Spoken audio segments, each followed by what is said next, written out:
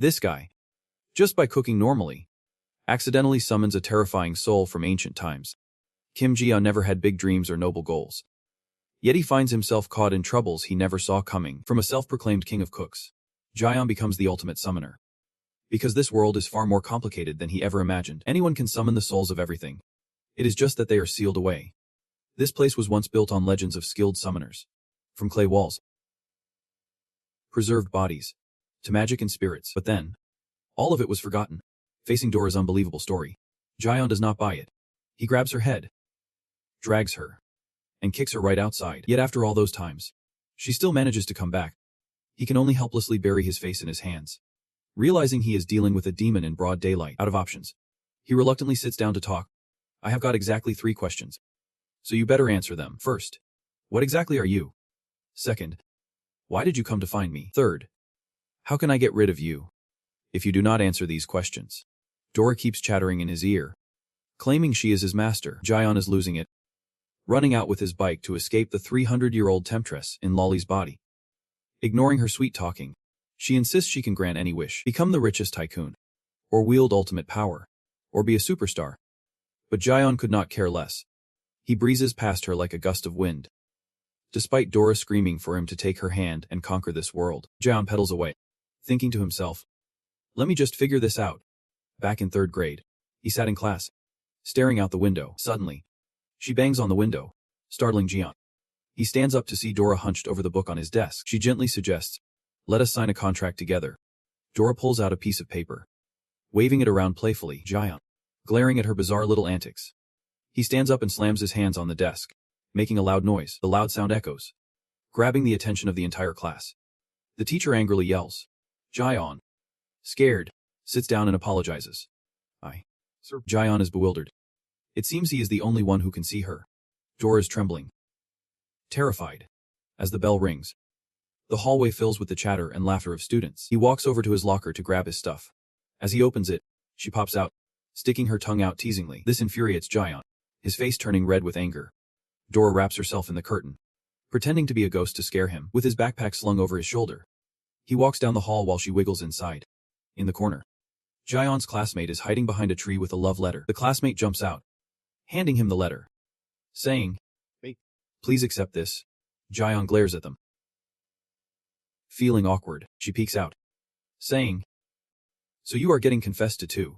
Ji-yeon snaps angrily. "I told you to back off." The classmate, thinking he is yelling at them, clutches their face in heartbreak, saying, "Bro." They run off.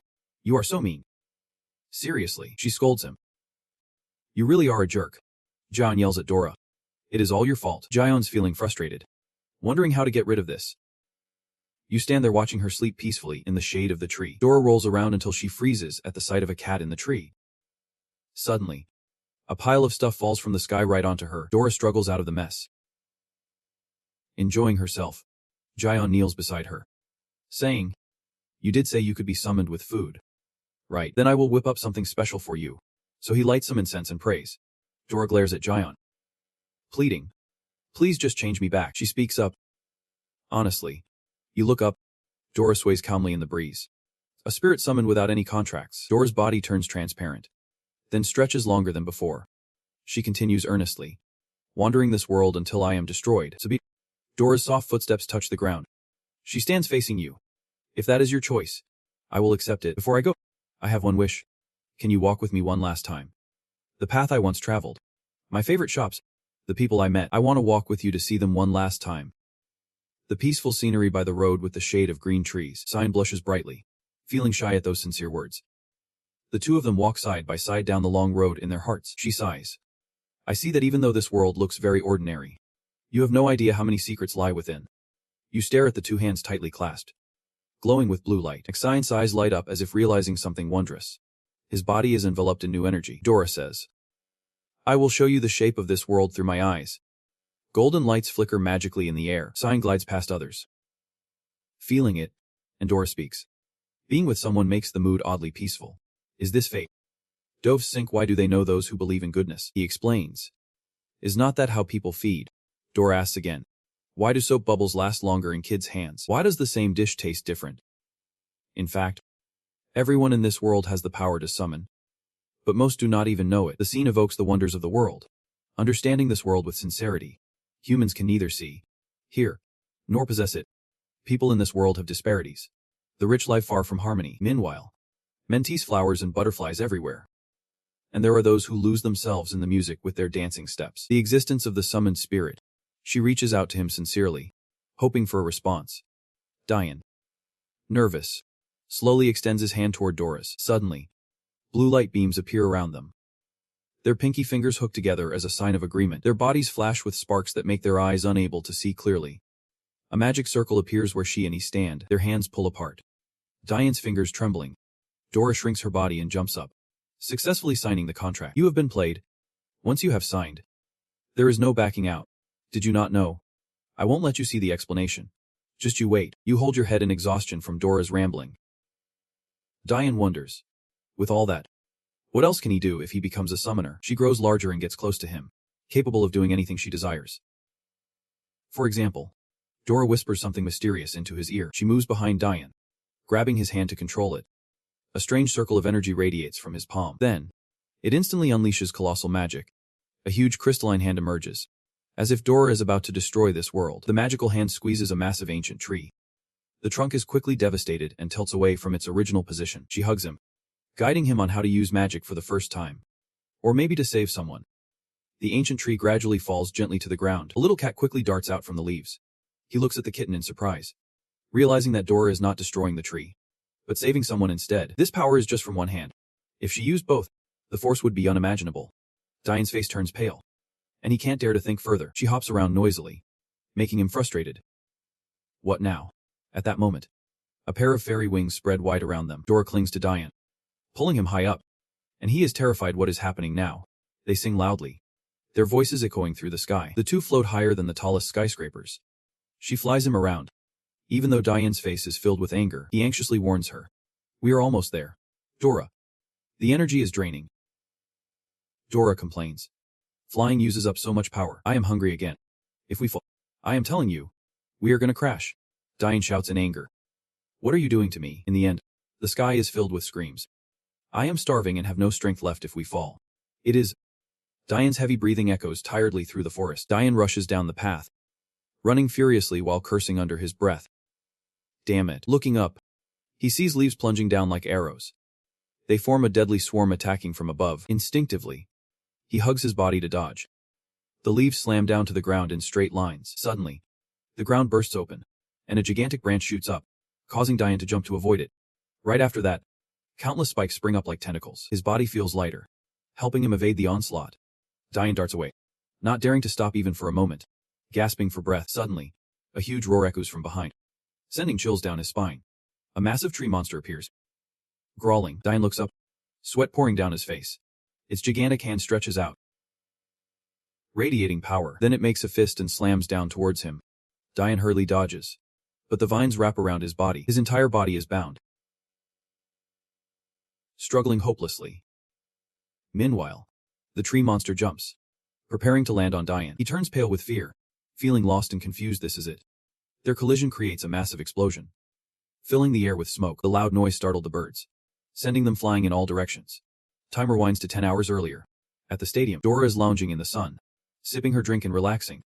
Dian blushes and looks away, trying to remind her. Hey, do not you feel embarrassed wearing such tight clothes? She casually replies. You look even more embarrassed than I do. Don't you worry. Unfortunately, normal people can see Dora's stunning body. The host's voice comes on the screen, announcing it as a quick news update. Yesterday, we captured images of an unidentified flying object over our city.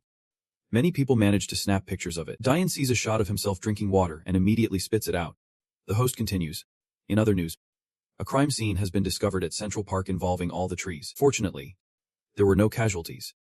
Authorities are currently investigating. After hearing this, he runs his hand through his hair. Panicking. What do I do? What now? Don't you worry. It will be fine. Who knows? Just come up here and put some oil on my back. She says. Dian. Come on. Cooperate a little. Dora shouts. Pleading. Suddenly, a monstrous shadow reveals itself. Watching them, twisted branches burst up aggressively from the ground. leaving cracks and damage everywhere. She is enjoying the sun when she is startled by something. A massive, strange creature opens its mouth, spewing slime and screaming. She is blinded and screams for help. Get me out of here. Diane. Save me. The oil in Dora's hands spills everywhere as she keeps shouting. Diane. Help me. Dora is being dragged away, her voice raised. Diane. In her carelessness. Diane's phone slips from his hand and shatters on the ground. I still have to contribute. Diane freezes for a moment, staring at a broccoli in front of him. He hesitantly asks, what the heck is that? The little broccoli whispers 2 words. Then suddenly sprays a bunch of water right in Diane's face. Caught off guard, Diane gets furious and chases after it. Determined to catch it, the broccoli bolts away from his pursuit in the empty schoolyard. Inside the broccoli, Diane and Dora are bumping into each other, causing her to roll around on the ground. Unable to fight back, Dora uses leaves to block Diane's view. You are supposed to be super tough, with those giant claws and the ability to fly. Why do not you just escape? She manages to say using a special sound wave technique. Diane swats the leaves away from his face and says to her, aren't you the one who is supposed to be amazing? Why would I stick around if you can handle it on your own? He runs while talking. What a... You're back up. Dora, still far away, shouts back. What can you do from that distance? Even though I am small. It is super cramped in here. You are such an idiot. A summoned spirit has limited power. It can only unleash its strength when following the summoner. Diane. Hearing this, angrily retorts. What do you mean? Spell it out. The broccoli spots 3 pots of plants on the upper level, and begins to use them to attack Diane. After casting its spell, it starts to flee. Diane had no clue what was going on as he chased after it. Even though a flower pot was just about to smash down on his head, 3 pots started to stack up, and just as Diane was about to catch up, they all toppled right onto him. Caught off guard, Diane ended up flat on the ground. While that little cabbage made a quick getaway, it ran off laughing, calling Diane a loser. After dealing with the mess that just fell on his head, he groaned and got back up. Feeling annoyed, he leaned against the wall, taking in the scene before him. It was a bustling fair, packed with people everywhere. Diane looked at the chaos and had no idea how to find what he was looking for. The glaring sun beat down on him, and he had to track down that pesky thing.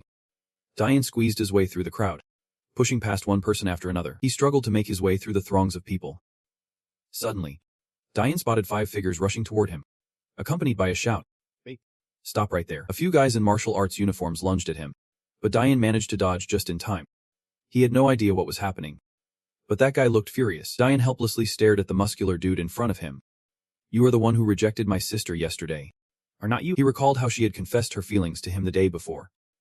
As the girl was pushed forward by her brother to give him a walk, the brother told his sister, come on, show everyone your determination. Diane looked at the towering guy and the tiny girl in front of him. Feeling fuzzy. They were siblings. Right. Not quite right, though. She shouted out and chopped all the bricks that the guy had brought over. Diane did not have much time to watch their performance, but when he saw the bricks being smashed, he felt a chill. It was way too violent. The older brother spoke up, calling his sister. Now I am giving you one more chance. Accept my sister's confession. Join our martial arts club and become a power couple. While he was rambling on, Diane quickly made his escape. By the time he turned around, Diane had vanished. Where did he go? The little sister started to cry softly as Diane ran away. He left behind the sound of that guy shouting and her sobbing. Don't cry. I won't let that guy get away with this. Dora called out for him. Wait. A key. Where are you? Dora could barely hold it together. She cried out for help in the dark. Damn place. Where are you? Anyway. Dora urged him to hurry up. I know. I clearly saw it running this way a moment ago. Just then, Stan appeared out of nowhere, saying, you are not an ordinary guy. He added, Diane. Stop pretending. I know you have extraordinary powers. You are not alone. Diane noticed another weird guy showing up. Seriously. Why are there so many strange people today? He turned around and shouted at Diane. Join our abnormal human research club. Together, we will protect this entire galaxy. As soon as he finished talking, a foot landed right in front of him. Diane kicked him right in the face. Sorry, but I have to make a run for it. Ignoring the guy lying motionless, Diane kept running to find Dora. Dora. Wait. Where are you? You realize her voice is getting weaker by the minute. Dora weakly responds from this side. The further the summoner gets from their avatar, the weaker their abilities become.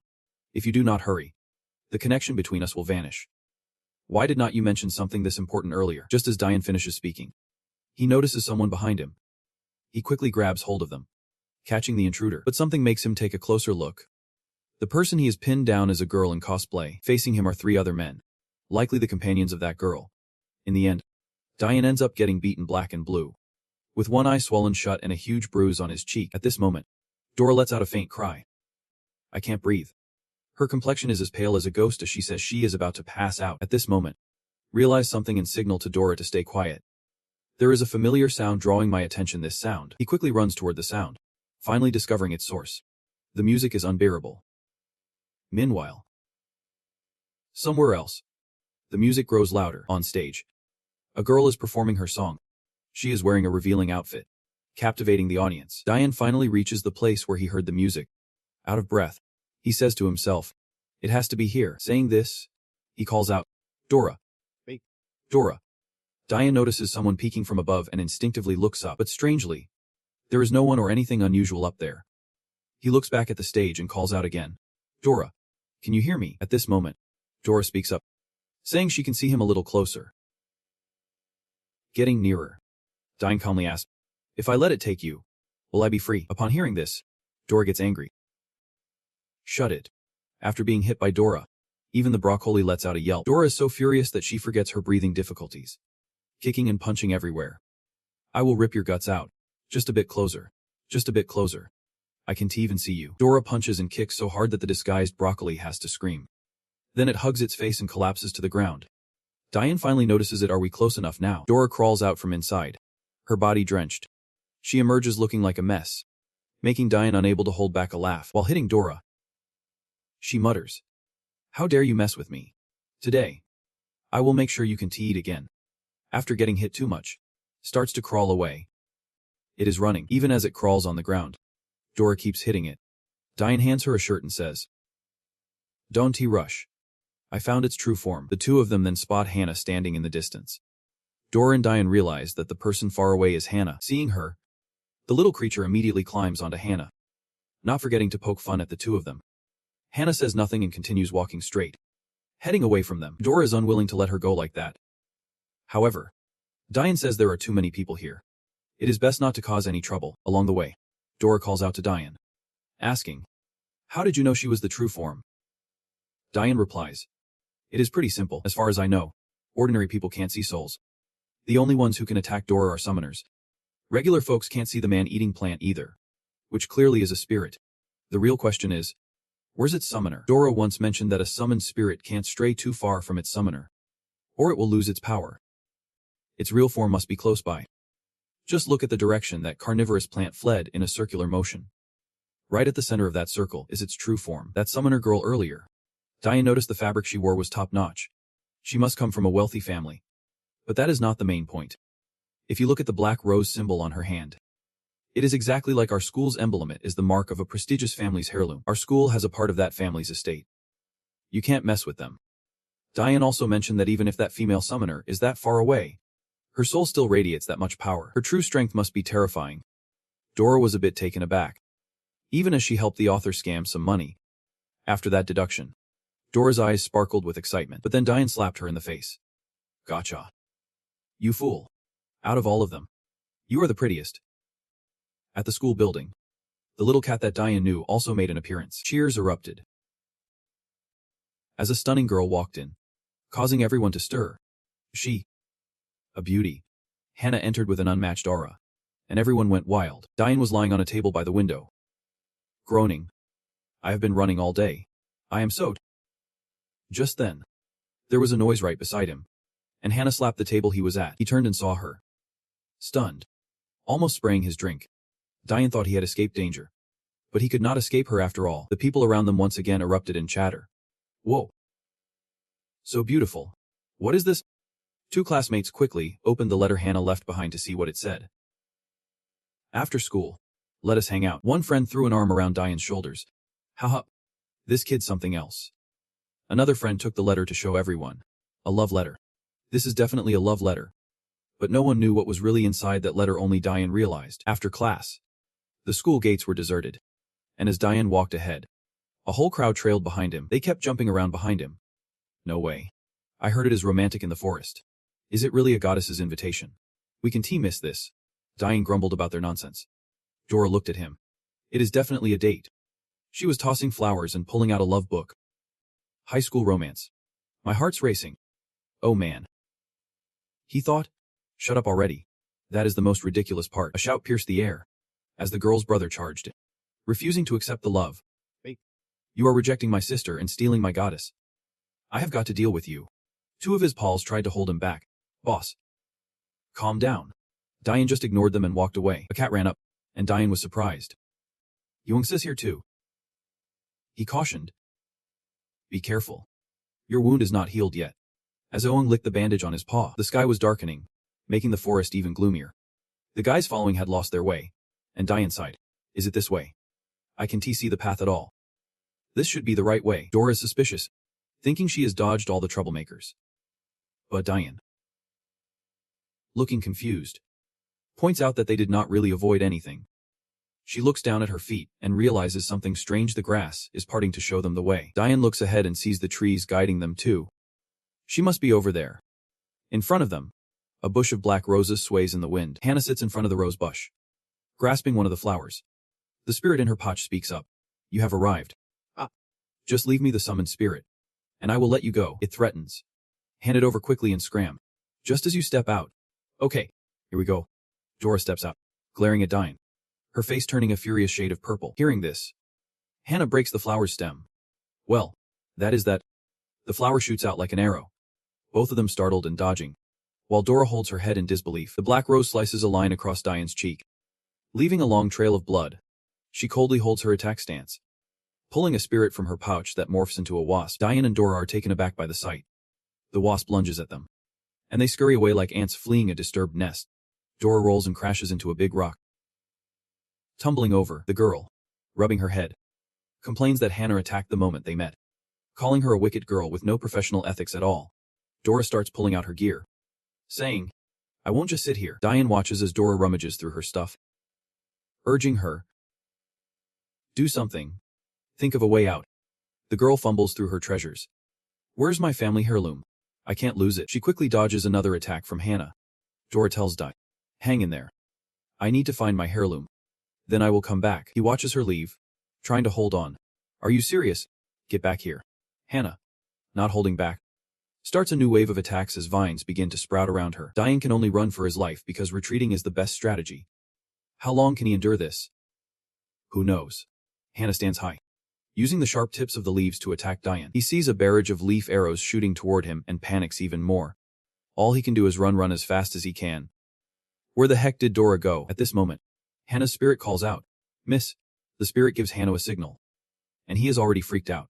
Preparing to unleash a deadly move, Hannah begins to chant something, and the tree beside her starts growing taller. It gradually sprouts arms and legs, with eyes and a mouth appearing. A lifeless tree now has limbs and facial features like a living human. Hannah's spirit commands it to move. It obeys and starts advancing toward Diane. He stares in shock at the walking tree before him. Mouth agape, vines wrap around him tightly, pulling him back. Dora bursts out from the bushes, looking like she finally found her heirloom. Diane sees the tree approaching him, wanting to help him escape the vine trap, but he quickly realizes the tree is about to launch a new attack. Hannah's spirit, losing patience, yells, You fools! Destroy them together. The tree slams its massive hand down onto the ground. The sound echoes through the mountains, causing birds to scatter in a panic. Hannah's spirit beast chuckled with glee. Well, looks like we are in trouble. But Dora and Diane were sneaking through a small hole from below. The two of them used the knife Dora mentioned to dodge the previous attack. This caught Hannah off guard. She never expected them to escape that blow. The spirit beast noticed the knife in their hands and was puzzled.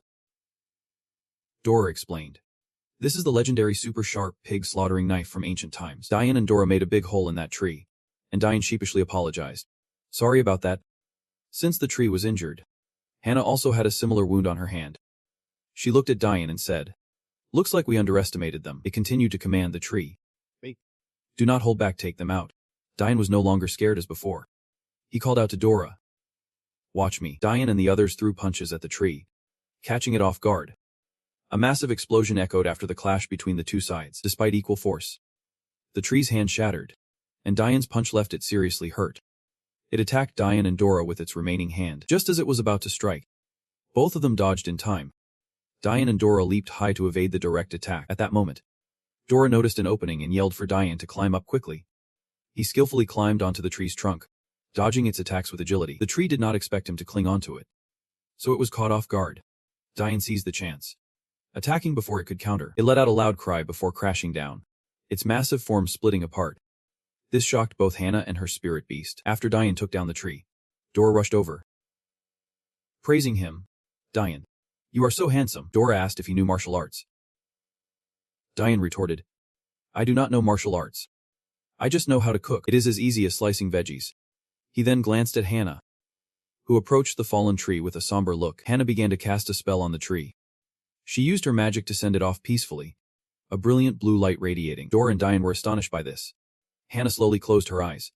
Dora, noticing an opening, thought, here comes my magical knife. With one final blow, Hannah's spirit beast glowed brightly. My dear lady.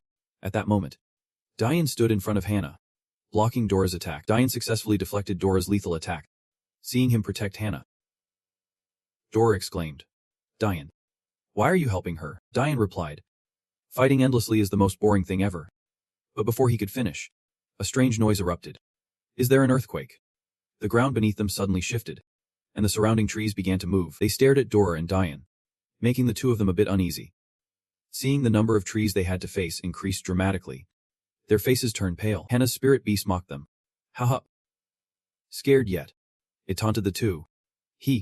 Let us see how you handle this. Hannah began casting a spell, turning the trees back to their original state. The spirit beast wondered why she spared the two of them. The sunlight gently filtered through the trees. At that moment, Hannah's summoned spirit was getting a bit feisty. Joking around, Diane did not want things to get tense, so he threw out a casual question. Realizing it was getting late, are you guys hungry? Hannah's two empty stomachs were practically drumming away, and her summoned spirit, feeling the same struggle, nervously chimed in, our dear lady. The whole group then headed back to Diane's house as dusk fell. A lavish feast was quickly prepared by him. Diane emerged from the kitchen with 2 more dishes. Noticing Hannah deeply enjoying the noodles he made, he gently asked, how's it taste? Dora exclaimed, that fried pork is mine. But Hannah's summoned spirit cut her off. It is just too delicious. You only become friends after a brawl. We had our differences before, and now she is just chugging down a soda, trying to emphasize, every time we meet, it is a fight. I am on the defensive side with the lady here. You probably do not know this, but summoners come in good and bad varieties. Since ancient times, we have been divided into different schools of magic. Today, I thought you were the bad guy, and was ready to capture you all. Hannah suddenly sprang up from the dinner table, marching straight at her subordinate, trying to snatch the chicken leg from its mouth.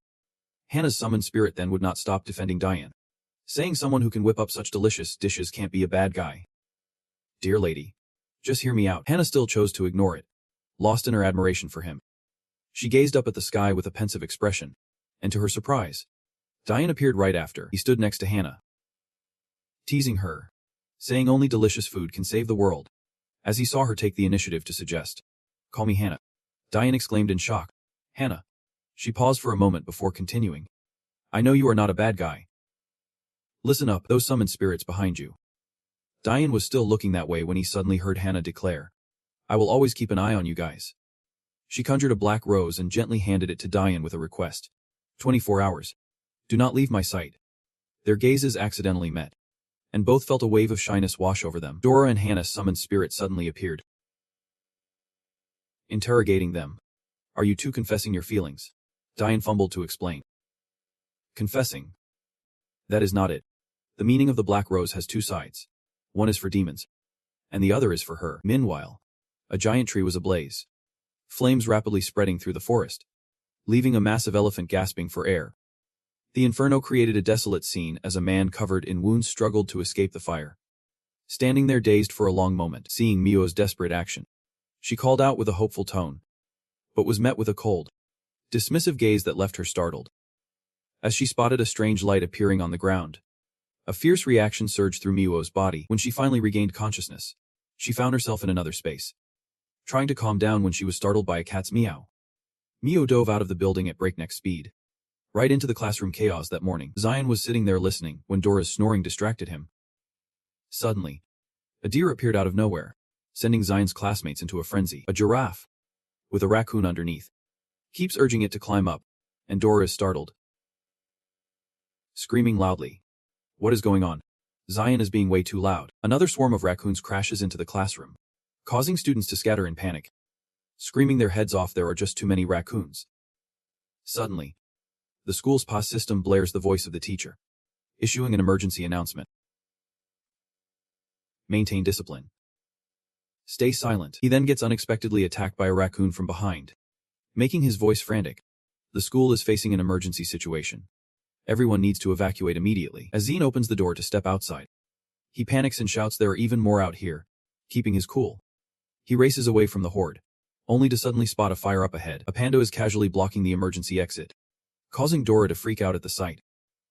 "Excuse me. Please." Dora hates furry things the most, and Zan can only stand there helplessly, witnessing the chaos unfolding right in front of him. She flashes a satisfied smile and continues commanding her army of monkeys to attack.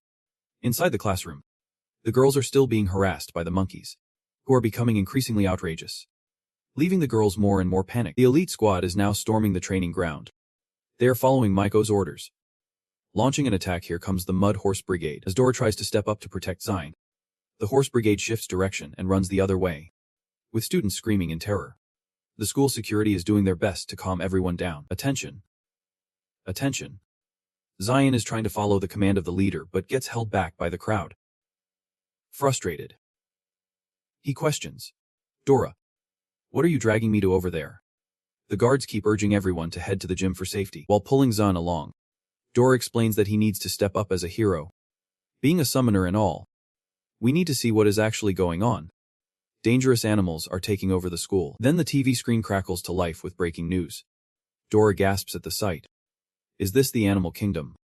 The female broadcaster runs while live streaming, announcing that the city is now on high alert. Please head to the nearest shelter and wait for rescue. In the city center, all the zoo animals have escaped. Citizens, do not panic. The situation is still under control. Suddenly, the TV signal gets interrupted. John stares at the screen and sighs. Is today the apocalypse? Mio suddenly appears with a smirk, saying humanity is trembling before the power of animals. Scream, run, hide. This city is ours now. Jun leaps toward Mio, and danger alarms start blaring, but she suddenly freezes, unsure of what to do, only to be tackled by Jun. Rolling around on the ground, he hugs her tightly. Warning, this is too dangerous. After letting go of Mio's body, Jane questioned, what is this classmate even doing here? Waiting to be served up for dinner. Then, dragging her cat along, Jun shouted loudly, get home fast. Why are you even here? Mio seized the moment to tease him, calling him a dimwit. Still clueless about what was happening, he asked, do we know each other? At that moment, something rushed in, warning him, be careful, this girl is no ordinary person. And Jin had no idea how to deal with the hostile crowd. Suddenly, he heard Hannah's spirit calling out, attack, lock onto the target. Hannah, with her sharp eyes, spotted something. Vines appeared out of nowhere, capturing all the animals in Mio. The vines suddenly extended, wrapping around the animals present. As soon as Mio landed, she glanced worriedly at the animals, pleading, do not hurt them. A white fox followed closely behind her. She gestured for it to stop and shouted, you bad guys. The tree found the ability to summon animals amusing. Hannah had to admit, this opponent was intriguing. The tree boasted, listen up, little sister. This city is under our big shot's control. Joan and Dora felt confused and disrespected. The tree continued to brag, daring anyone to start trouble here. Do you want to get hit? Mio gently patted the white fox's head and commanded, go rest. I am worried you will get hurt. In just a flash, the city returned to its usual peace. Jun approached Mio, asking, what is your purpose? Why did you release all the animals from their cages? She boldly replied, they have lived here for hundreds of millions of years. It is you humans that took up all the space. The tree grumbled, I do not know your background, so stop talking nonsense. Give me 10 seconds to see your power.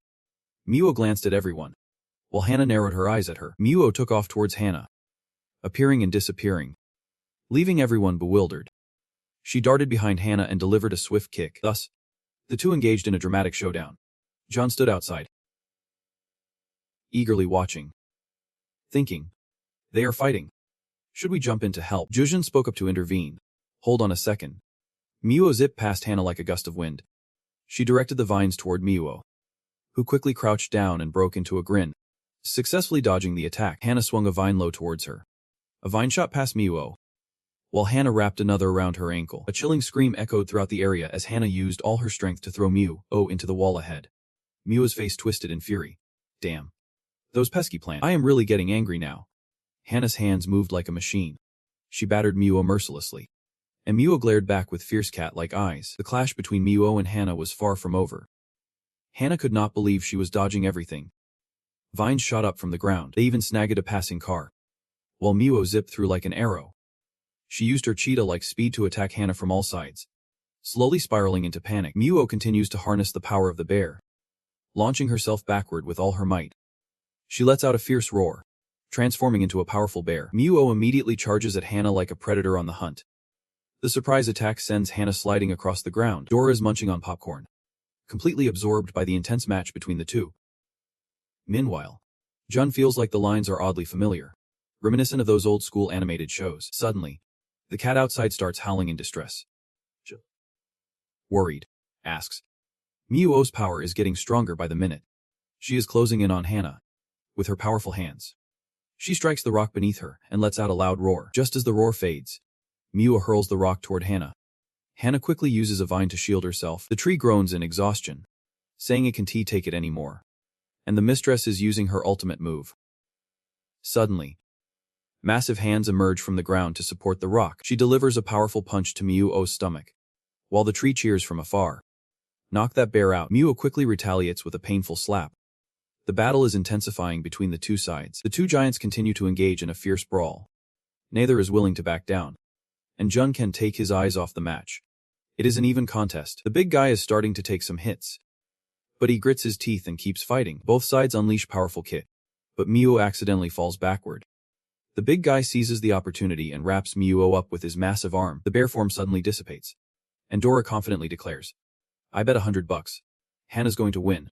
Jun hesitantly chimes in, "I am not so sure about that." Shadows dart past the big guy.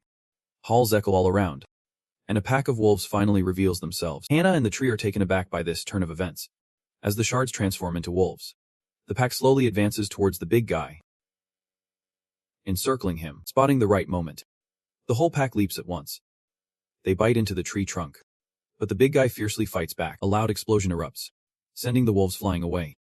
The big guy trembles as he looks at his arm, the bark on the tree slowly cracking off. Seeing Hannah in pain, the tree anxiously asks, "Miss, are you okay?" Sharp wooden spikes rapidly emerge from the big guy. He now looks like a spiky durian fruit. As the wolves charge, the big guy spins around like a whirlwind. In the blink of an eye, the pack of wolves gets crushed, their remnants falling to the ground. Just when it seems like the battle is over, the big guy suddenly realizes something. A snake slithers up from the ground onto his body, wrapping tightly around the tree. Dora and Zan start feeling uneasy. The snake flicks its long tongue out. The tree panics, thinking, "This is bad." The snake opens its massive mouth, preparing to strike at the big guy. This is not over yet. Zion gasps as he hears a growl coming from the cat. He calls out, "Mio." The big guy focuses intensely. "Use all your strength to spin and hit it hard. Send that snake flying far away." It lunges right at the giant head and continues to open its mouth wide. The wooden arm suddenly drops to the ground. The giant head is in excruciating pain. The snake still won't let go. It continues to attack with its sharp fangs. The giant head quickly jumps up, then it lands softly, crushing the snake's head. It is in agony. It swings its tail fiercely against the tree trunk. The giant head throws another steel punch. It sends the snake flying again. Both sides charge at each other once more, and so begins another intense battle. Dust clouds obscure the way. The whole city is silent, suddenly shaken by the clash. After a fierce battle, both sides are feeling exhausted. The entire body of the snake is injured. Even Hannah is not unscathed. "Lady." Despite that, the giant head and the snake are still not willing to give up. The tension is rising. Zine is panicking. It is not looking good. If they keep fighting, they will both end up dead. "Dora, do you have any weapons that can deal damage?" Zion and Dora arrive just in time to stop the fight. Both are trying to control their heavyweight opponents. Zion and Dora step in to put an end to this pointless battle. He chides them. "Are you two done yet? Fighting to the death is the most boring thing ever. We can each just sit down and calmly discuss life ideals now." Hannah's spirit has been shattered, and things are looking grim. That little brat is getting chatty again. Zion just stays quiet, holding the kitten in his arms. "Look at that little flower." Dora over there has already retrieved the serpent. Maiko is now tightly bound in its form. There is nothing else it can do but wait. This is not over yet. Zion finally speaks up. "This pointless fight does not need to continue, because I have got your form captured now. Right, my. You are gripping the neck of the cat in your hands. The others are utterly stunned. Mai finally concedes. It lowers its tone. Zion has figured it out. Suddenly, a bright green light radiates around Maiko. It jumps out of the main character's hands. It seems she is trying to escape. Zion swiftly captures Maiko in the blink of an eye. Hannah's summoned spirit is surprised. Wait a minute, I do not quite understand. You mean this cat? Before she can finish her sentence, Zion provides the answer. That is right. That girl is merely a summoned spirit. The cat is the true form. You guys keep getting wrapped up in fighting and miss the little details that are easy to notice in life. I do not know why Maiko is causing trouble. And honestly, I do not care. I believe Maiko has her own reasons. Receiving such understanding, Maiko feels a bit overwhelmed. Tears streaming down her face without her noticing. Don't say anything. All right. I will bandage your wounds. Your reflection in Maiko's eyes is still gentle and tender, just like the first time I met you. Turns out the main character met the true Maiko one sunset afternoon, and so, the two figures quietly watched the sunset unfold on a serene evening.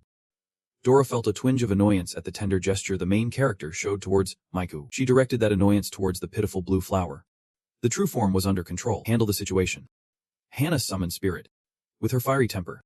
Definitely one to back down. It is not that simple.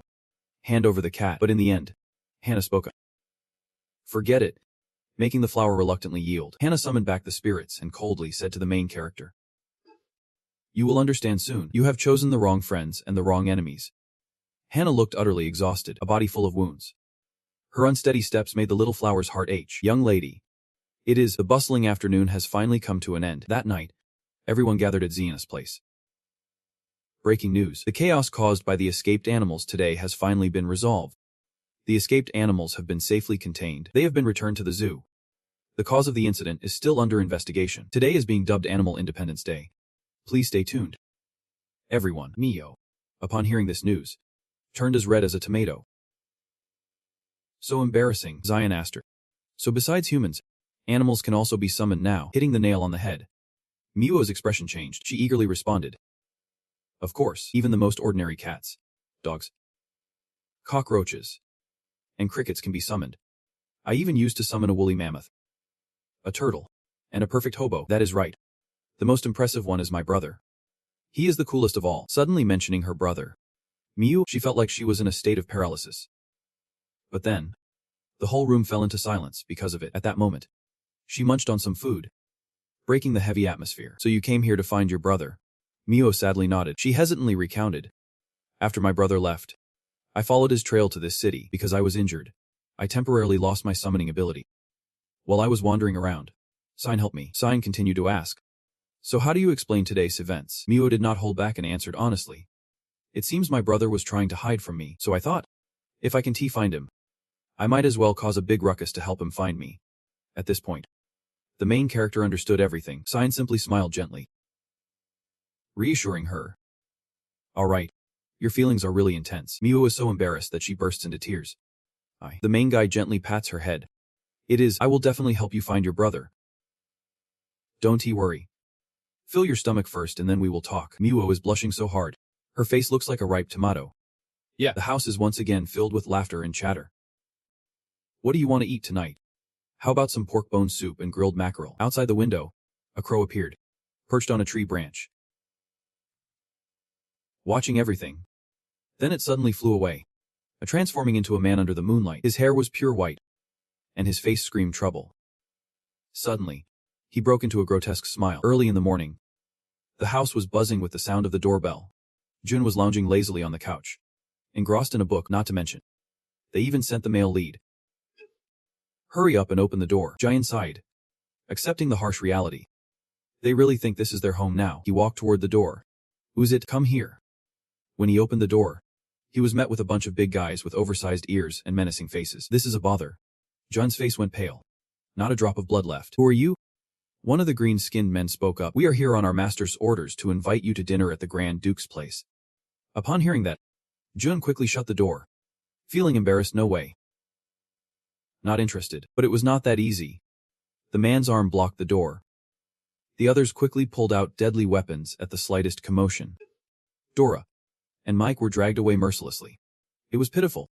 They had no way to refuse. Outside, a flashy private helicopter was already waiting. Its logo blindingly bright. A super long, ultra-luxurious chopper seriously over the top. The three of them were boarded onto the helicopter, surrendering to fate. In no time, the helicopter soared over a Russian-style mansion. "We have arrived." The helicopter began to descend. Upon landing, the three of them were the first to be thrown out. Waiting below were Hannah and the summoned spirit. That flower still had that unfriendly attitude. "Welcome to our home. Sorry for not greeting you from afar." Dora and Mike shot glares loaded with tension. "Damn plant." Seeing Michael's bristling fur, Zion quickly stepped in to calm things down. Dora pointed directly at that flower, cutting the act. "What do you want from us?" "Nothing. Just dinner. This way. The old man in our house is waiting for you." Hannah had been silent, turning her back and walking off first. This mansion was enormous. They were passing through an extravagant hallway. Dora could not help but marvel. How much money does this lady's house actually have? Her dad is Brooke Weehatch. Suddenly, a strange creature followed them from behind, making Dora jump. "What the heck is that?" The flower quickly chimed in. "Do not freak out. It is just a security camera in our estate." The flower also pointed out other gadgets. "And over there is an electric fence. An eco-friendly mana mechanism. This is the gardener in our home. He is pruning the trees." Zion wondered about that green guy, like a bug buzzing over his head. "And what about that rude thing flying around?" "Actually, that is just the gardener watering the plants literally."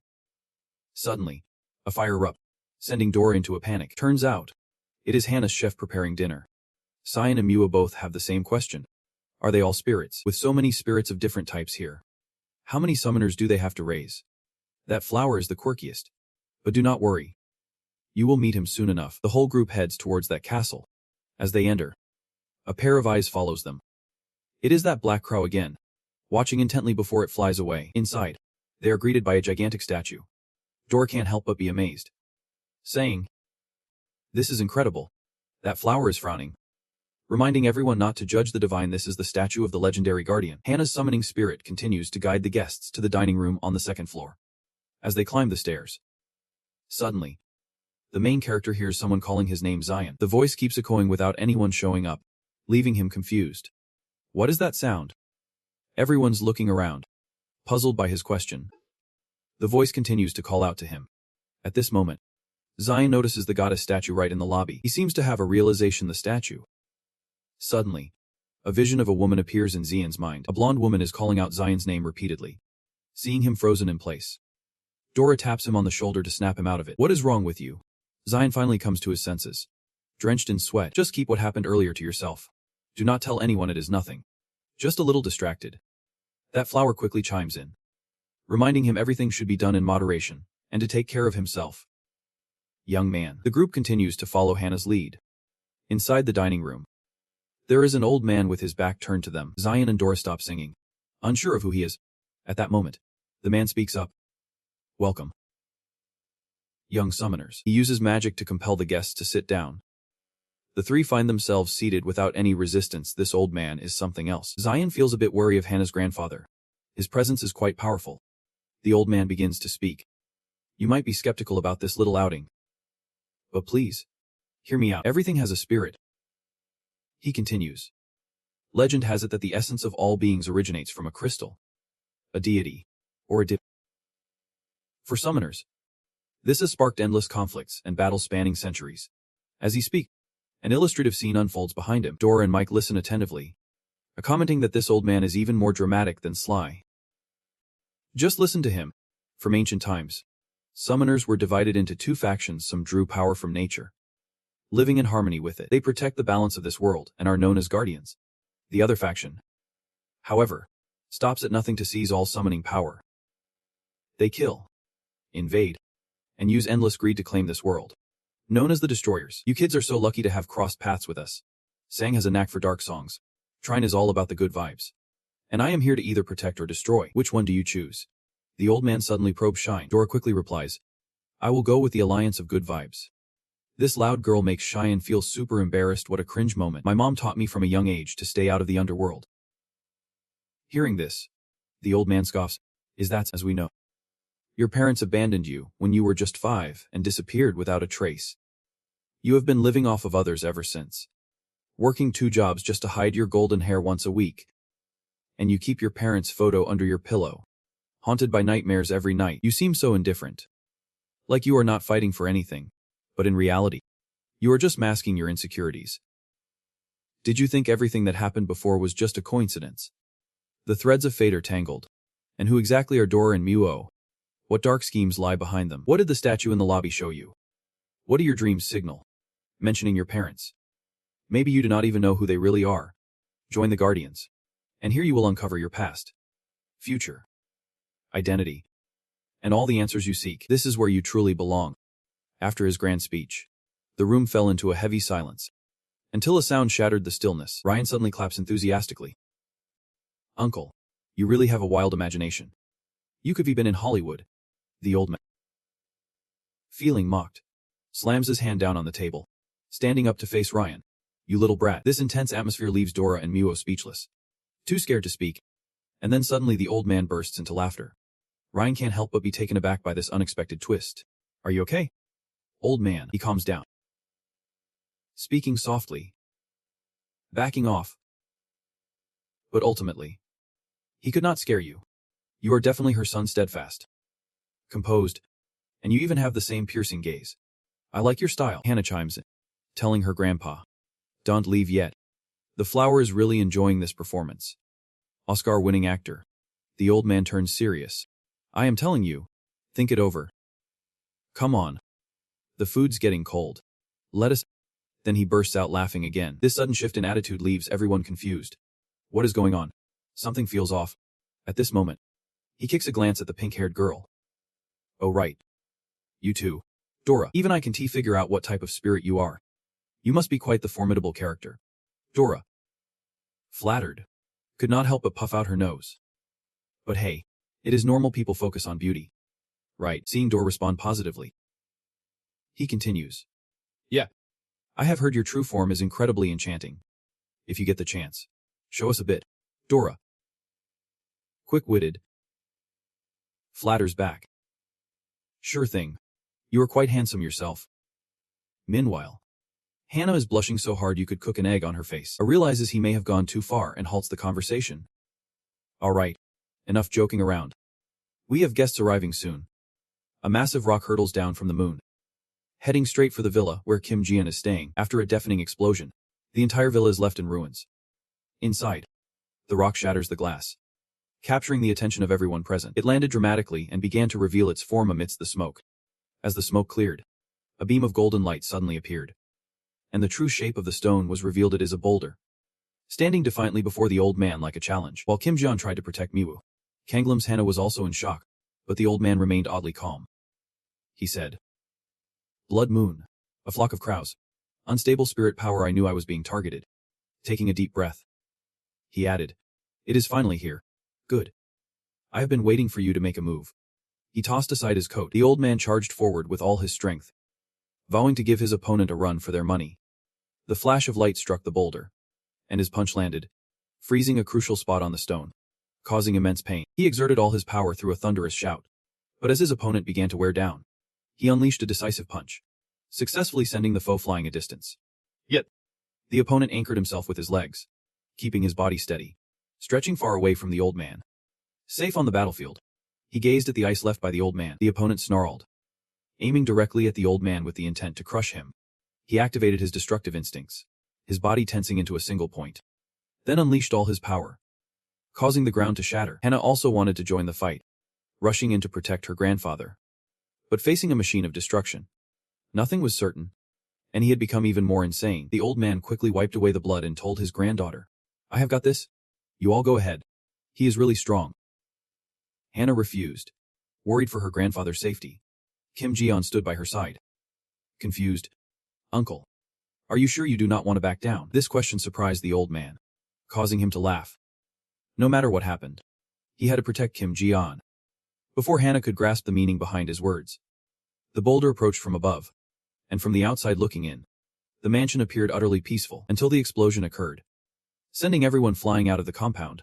Kim Jian and Hannah were no exceptions. Once they regained their senses, they noticed that the area where the explosion happened was filled with gray smoke. Hannah struggled to get up to continue observing, freezing in place at what she saw. Not far away, the rubble made the whole group even more uneasy. Just how many destroyers are there? Has the entire estate been attacked? In the chaos, a wounded spirit dragged itself toward Kim Jian, shouting, Run. Young lady. In the next moment, the female demon shot up into the air. Then, she rained bullets down onto the ground, hitting the unfortunate spirits. Hana screamed. Ja. Dora. Myuho. But it did not change the situation. Even the angels and the creatures around were caught in the crossfire. Unfortunately, the female demon had no intention of letting anyone go. Continuing to aim her gun high, she then gleefully eyed her spoils sprawled below, unable to hold back any longer. Hana jumped into battle, yelling for everyone to quickly get out of there. The two powerful women clashed fiercely. Meanwhile, the others were still unsure what to do. Should they really run? Suddenly, Myuho starts running around in a frenzy. But at that moment, she spots a very familiar shadow. That shadow, the tall, dark figure, gradually reveals itself on the battlefield.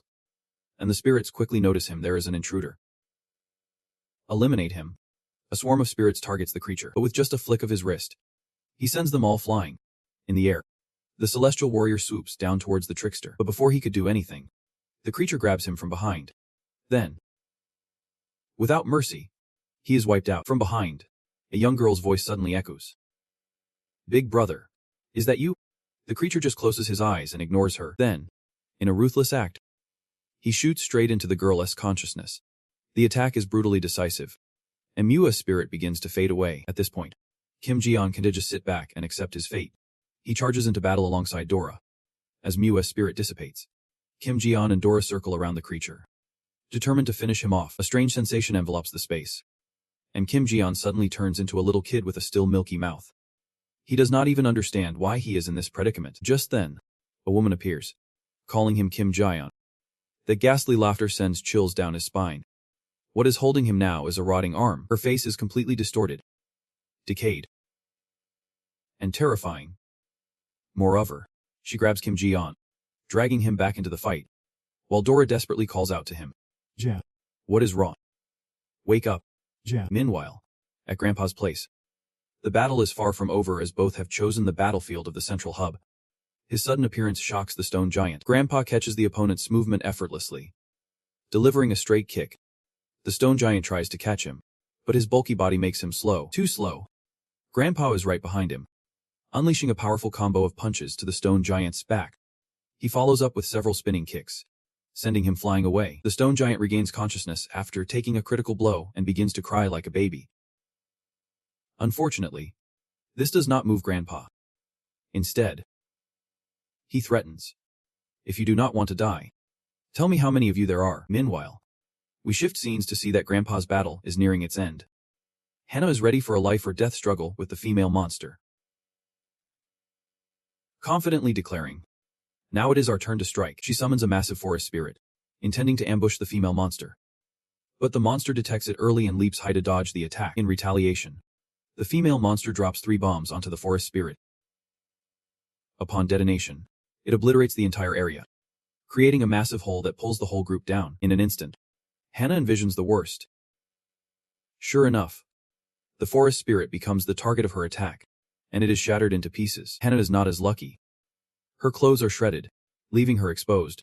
From the pit, the female ninja softly says, "Come on up." She appears with her sword, using it to threaten Hana, waiting for the flesh-eating flower to rise before completely overpowering her. The female ninja whispers, "Don't fear the darkness. Embrace it." She swung her sword, slicing through Hana's carotid artery. Blood sprayed like a torrential downpour, and the female ninja gazed at her work with mixed feelings. Just the sight of the carnivorous plant made the young lady's eyes go wide. Over there, after the old man crushed the stone block, he realized that his beloved granddaughter was in trouble. At that moment, the young lady's grandfather rushed over, using healing magic. A shimmering aura enveloped her. The wound slowly began to heal. She felt a wave of relief. Thank goodness the bleeding had stopped. But just then, the enemy charged toward her grandfather once more. He had to intervene to stop the attack, but he could not hold out for long. He was gradually losing ground and being pushed back. Suddenly, out of nowhere, a figure swooped down from the sky. It was none other than Miu's brother. He instantly delivered a lethal blow to the old man, and without missing a beat, the assassin closed in, pinning his legs to the ground. In that moment, the old man found a gun pointed straight at his head. In the blink of an eye, she shot him right through the skull. The young lady's spirit watched in shock, feeling as if the world had crumbled. At that moment, it seemed he had lost all breath. Just then, Someone slowly approached him. It seemed he was about to carry out some sinister plan. At that moment, he suddenly unleashed a spell. A soul of death materialized before them. It immediately reached out, grasping the old man's head, draining the very life force from him. Within seconds, his body weakened and collapsed to the ground. Indeed, this was their true purpose for coming here. The scene was enough to send chills down anyone's spine. Amidst their boisterous laughter, a surge of dark magic erupted around them, causing them to vanish. Their actions left Dora and the young lady's spirit in a panic. Now, the old man's mansion lay in ruins. Outside, the rain began to pour down heavier than ever. Yet, Mio sat alone, forlorn on a branch. She kept staring at the feather her brother had left behind. Meanwhile, Jun sat in a daze at home, holding a battered photograph in his hands. On the other side, the young lady's spirit was extremely worried about her. After all, she had been in a coma since the injury. Just then, the news broke on Aviv. The latest report stated that the Lokui on the outskirts of the city had suffered severe damage last night. The police had cordoned off the area for investigation. Fortunately, no injuries had been reported. Just hearing this made Dora furious. I can't believe this. I was chased down and nearly cut to death. I do not even know who the enemy is. You guys are still sitting here. The little grass spirit exclaimed. Even the old man is dead, and us still being alive is a miracle. At that moment, Mew confirmed what was said. We do not know anything about the enemy, or where they came from, or what powers they possess. In that instant, Dora shouted in frustration. Dora needs to get revenge. At the same time, she yelled at John. Seriously? This pig-headed guy is still playing on his phone after all this time. In her rage, she even flipped the table. That is when John finally decided to sit up. Don't rush it. I think I might have found a clue. There is also a keyword online. Summoner. Plus, ancient battle arenas. I've stumbled upon this. Someone actually used a satellite to record and livestream the whole battle from last night. Check out Weibo of the trending person. It is filled with rumors and articles about summoner research. Everyone who saw it is buzzing about it. Discoveries about summoners. The artwork looks pretty terrible, and the details are sharp.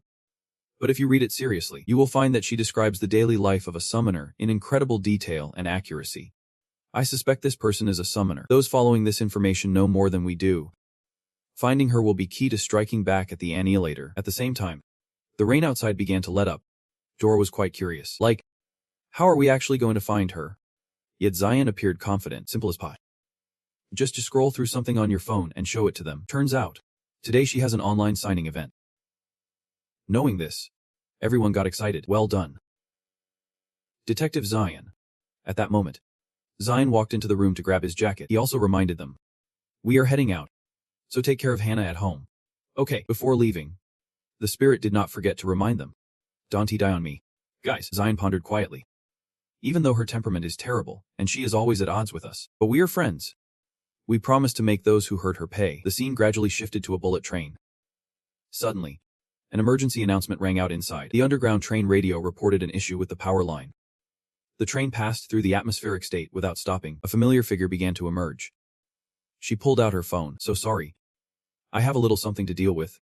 I have to get off at this stop. With just a simple press of a button, she made the train come to a sudden halt. The doors swung open right in front of everyone's eyes.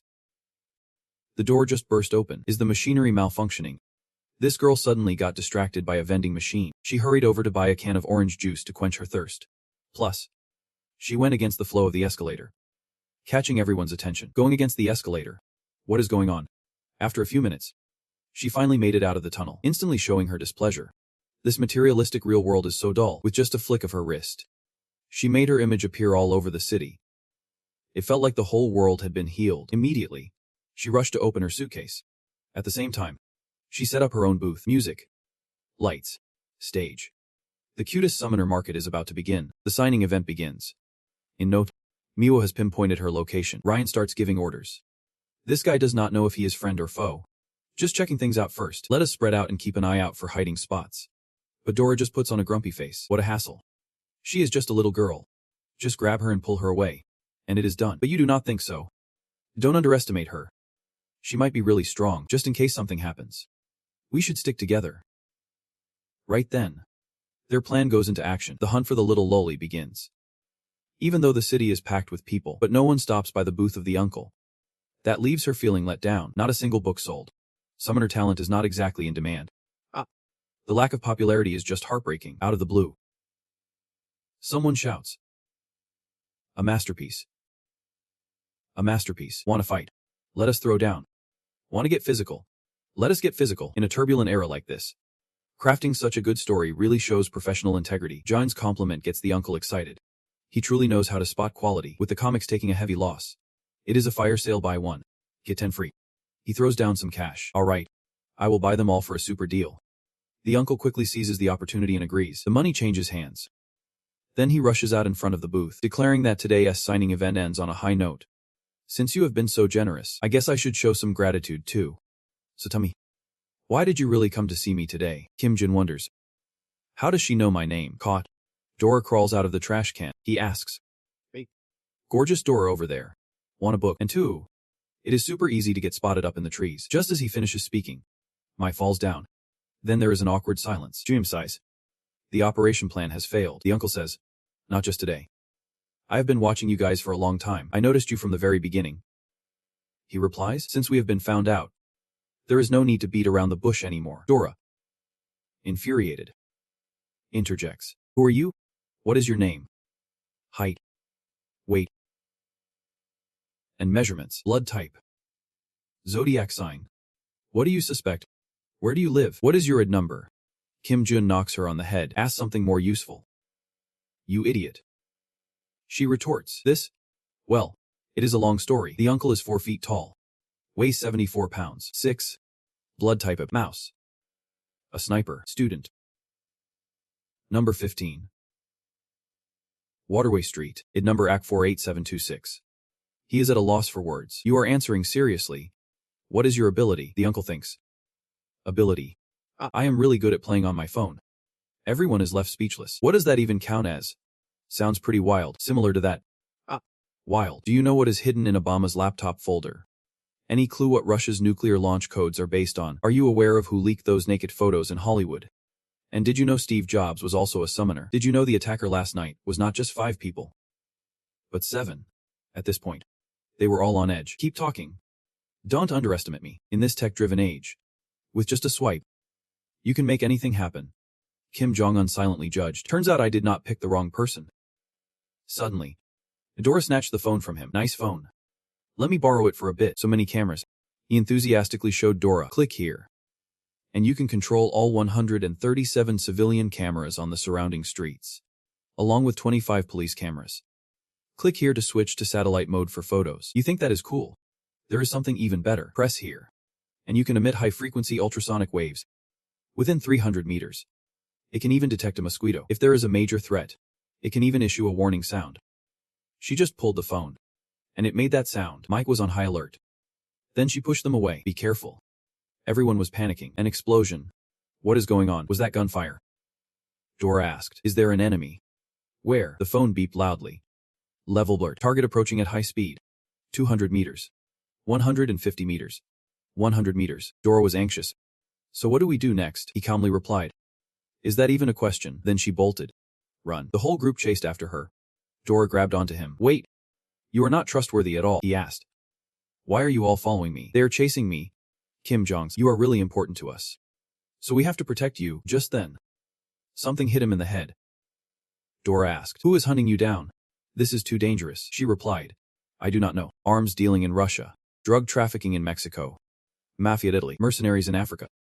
It could be any of those. Dora was shocked. Just how many bad things have you done to tick off so many people? He smiled. The greater the power, the more enemies you make. It is the fate of a superhero. Just then, pressure came crashing from behind. Kim Ji-yeon was tense. What on earth is that? Dora observed. The target is getting closer. Only 30 meters away. 20 meters. Suddenly, he shouted. They have caught up. They exclaimed. What the hell is going on? We are only 10 meters away now. The robots have started firing. Thuk Ting says. We have no choice but to use it. There is no time to explain. In 3 minutes, you all jump off the bridge together. Everyone gasps. What? She already grabbed Kim Ji-yeon. Grab her. They all jump at the same time. A car suddenly appears out of nowhere. No hesitation. They jump into the car immediately. The whole group safely hops in. The car speeds off like a bullet. They zoom away. At this moment, Kim Ji-yeon asks, is it driverless? Thuk Tung replies. It is controlled by phone. Don't worry. I am a pro at racing. The other 3 are left speechless. Suddenly, Dora screams. Look over there. They are right on our tail. Thuk Tindrin glances at the phone and says, 4 pursuers, Black Spirit. Just by looking at their logo, you can tell. Sure enough, they have that logo. They are constantly targeting the car. Dora panics. Did they spot us that quickly? Thukatung explains. Don't think everyone is obsessed with us. The target they are after is me. I tried to breach the mainframe of the exterminators and got caught. They have been tailing me for months. Suddenly, she calls out, get up. Don't worry, the mechanical spirits are just low-tier entities. They belong to the girl with the biggest boobs in the exterminators. They can operate from a distance.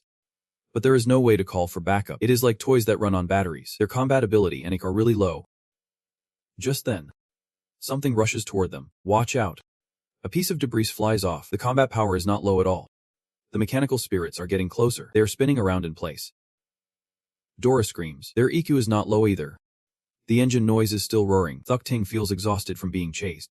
This is exhausting. Are they an upgraded 2 version or something? Kim Jian speaks up. We can't let them follow us like this. Manhwa, Dora says. I do not have many long-range weapons. Let me see what I can find, Mao suggests. Dora. Let us go together. Dora has transformed back to her original form. Alright, a blue flame erupts. Mao just unleashed a wind blast, but the mechanical spirit dodges it. Damn it, they are too fast. Can't hit them. At this moment, Dora summons the spirit sword. The mechanical spirit looks surprised. Back for round 2. Thukendrung presses something on her phone. Let us see how you dodge this. A loud cry rings out. The mechanical spirit takes the hit. It crashes to the ground. The group celebrates. Yep. Teamwork makes the dream work. Too bad they brought the whole gang back again. Don't celebrate too soon. The continuous barrage of wind and phantom sword strikes is still underway. The machinery dodged it completely this time. They are scared. They have split up. They are regrouping.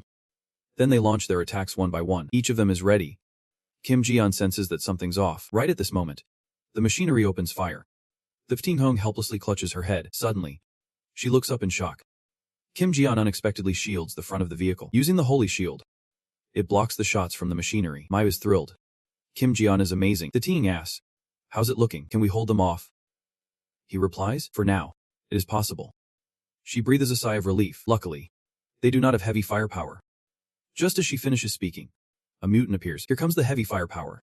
The Ting asks, Yeah. Are you okay? He grimaces. How do you feel? She is sweating bullets. Help us. I hope they do not have explosives.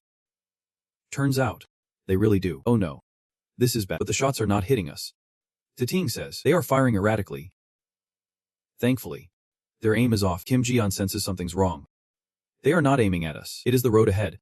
Just as he says this, the vehicle is about to fall into a pit. He calls for Dora. She understands and moves forward. Divine wings. The car has now dropped. It crashes with a loud bang. But Dora pulls them up. The Ting exclaims, this is too dangerous. Dora is about to give out from the weight. Just then, she loses her grip. Screams fill the air. They have officially hit the ground. The group sits up. Kim Jian suddenly jolts. Oh no. We are surrounded. Dora speaks up. Wait, can't we surrender? It does not look like they are stopping. It seems like we can't. She says. Kim Jian is racking his brain for a way out. On the phone, Thikti Jung is searching for the nearest vehicle. At this moment, the machinery is startled because a vehicle has arrived and crashed into one of them. Just seconds later, the others follow suit. The machinery is crashing into the walls one by one. Thikting smirks with satisfaction. Kim Jian is speechless. How is this also her doing? They suddenly revive and prepare to strike. The vehicle is mercilessly shot at. It is not good. They burst out of the car. Only Thiktung is heading in one direction. She pulls something out. Turns out it is a remote control. How embarrassing. I need to get serious now. She presses the button. A Zobot vehicle is activated. And Thuk Tengi is sitting on it. It looks really sturdy. Meanwhile, Zobot moves forward under her control. The Kim Jian team is totally amazed. At this moment, Thi Tengi is controlling it with her mech. Push. Transform. Then go for the raw attack. Zobot strikes with incredible force. One of the enemy mechs is knocked out cold. She has scored her first victory, but suddenly, a shot rings out, piercing through Zobot. She looks towards the mech that just attacked. You are just asking for trouble here. With that, she presses a button on the controller. Zobot immediately delivers a straight punch to its body. Thextine Hong's mech is incredibly powerful. A series of punches target the core of the enemy mech, turning it into scrap metal in an instant. 2 enemies have been taken down. The third one, seeing this, decides to flee with a rocket, but Thui Tenke just smirks. Now, you think of running away. It is too late for that. With that, she presses a button on the remote control. Her robot immediately flies off to chase down that enemy.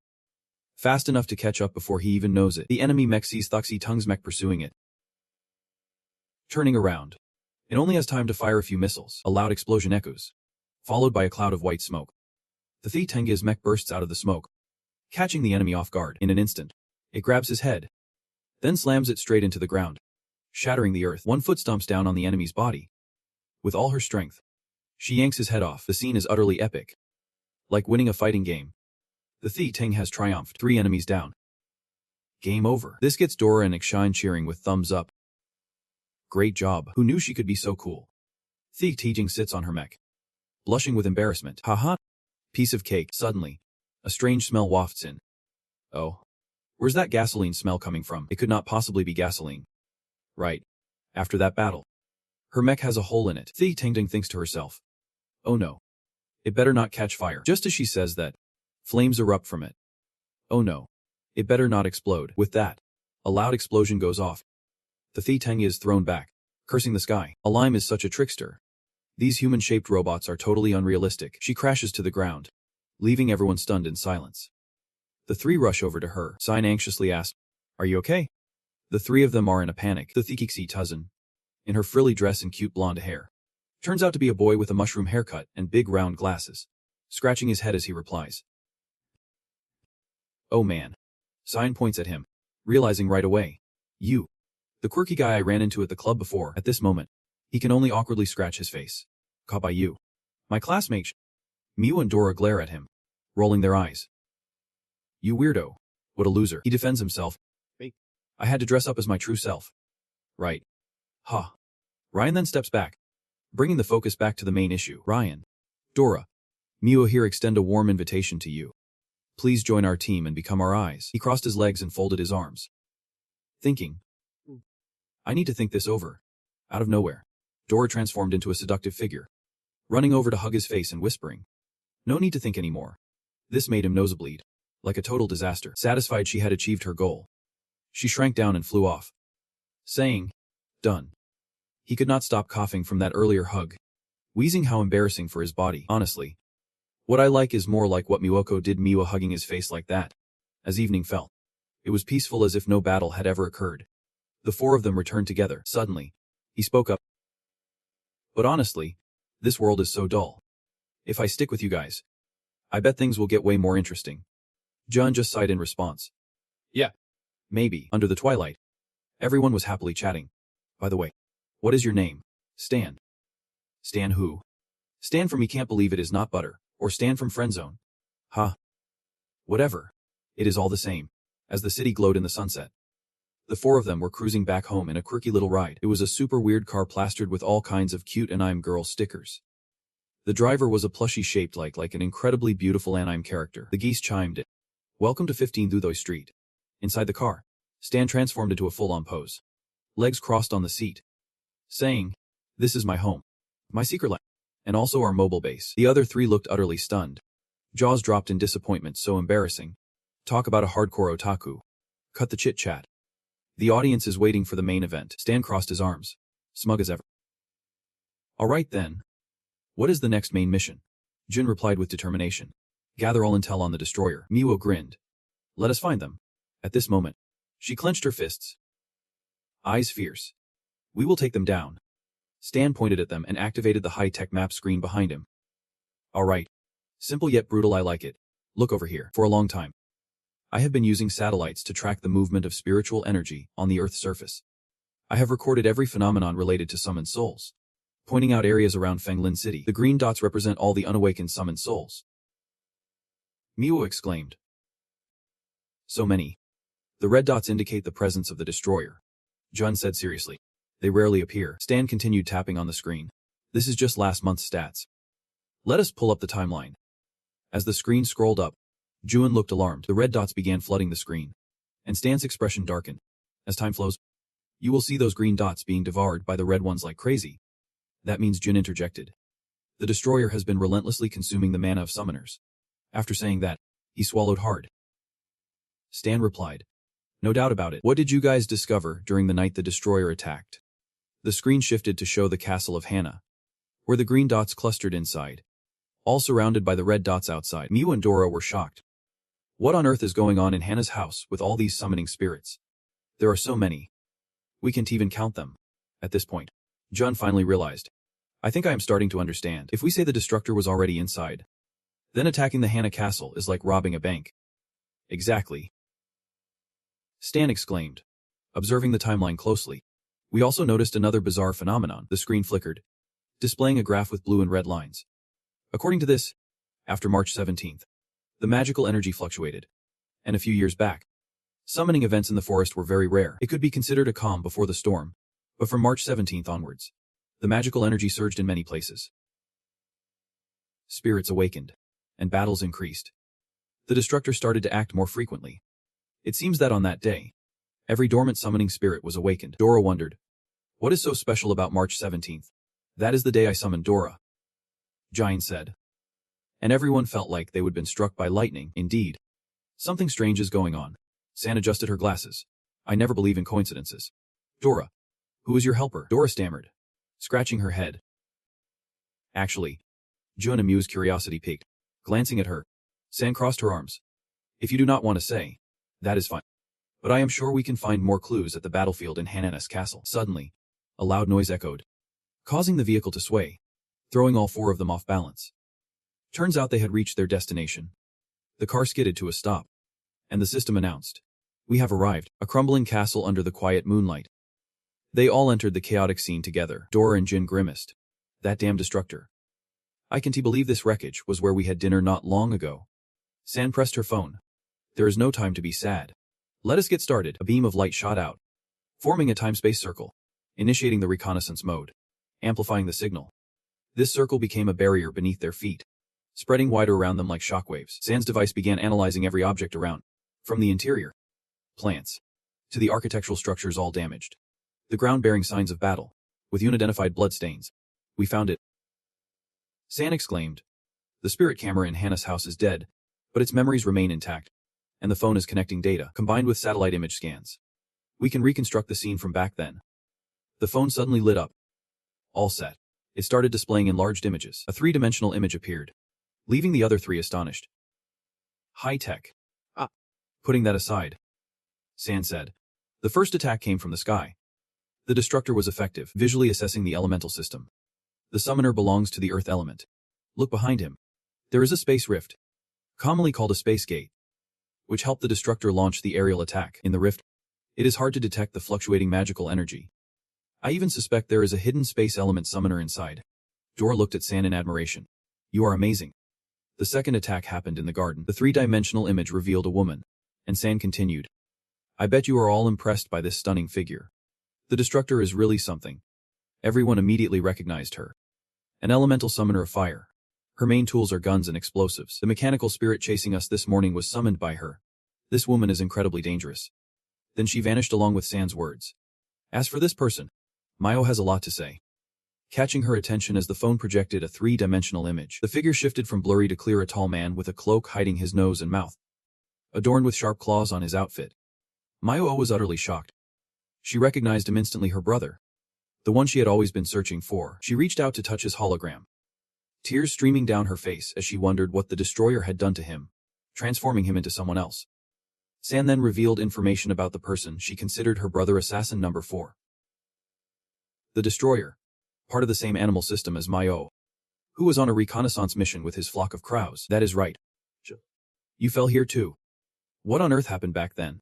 Jun pondered deeply, recalling that he had ended up in a bizarre place, strangely familiar yet entirely foreign, almost like a scene from a memory. San pressed for details, asking what he had dreamed about, as Jean's gaze grew distant.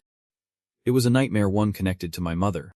The phone activated, blending its beeping with San's voice. If I am guessing correctly, your mind's been hijacked. That guy is invisible. I am just simulating what I saw. Suddenly, a massive hand reached out to grab Jun. He reflexively stepped back. A mind summoner. Jun was horrified, and everyone fell silent from the bloodstains still lingering in the castle. San carefully explained that the sixth assassin emerged from the shadows and slit Hannah's throat. The three-dimensional image from the phone continued to materialize. It was a woman wielding a sword. The Destroyer with a lethal presence.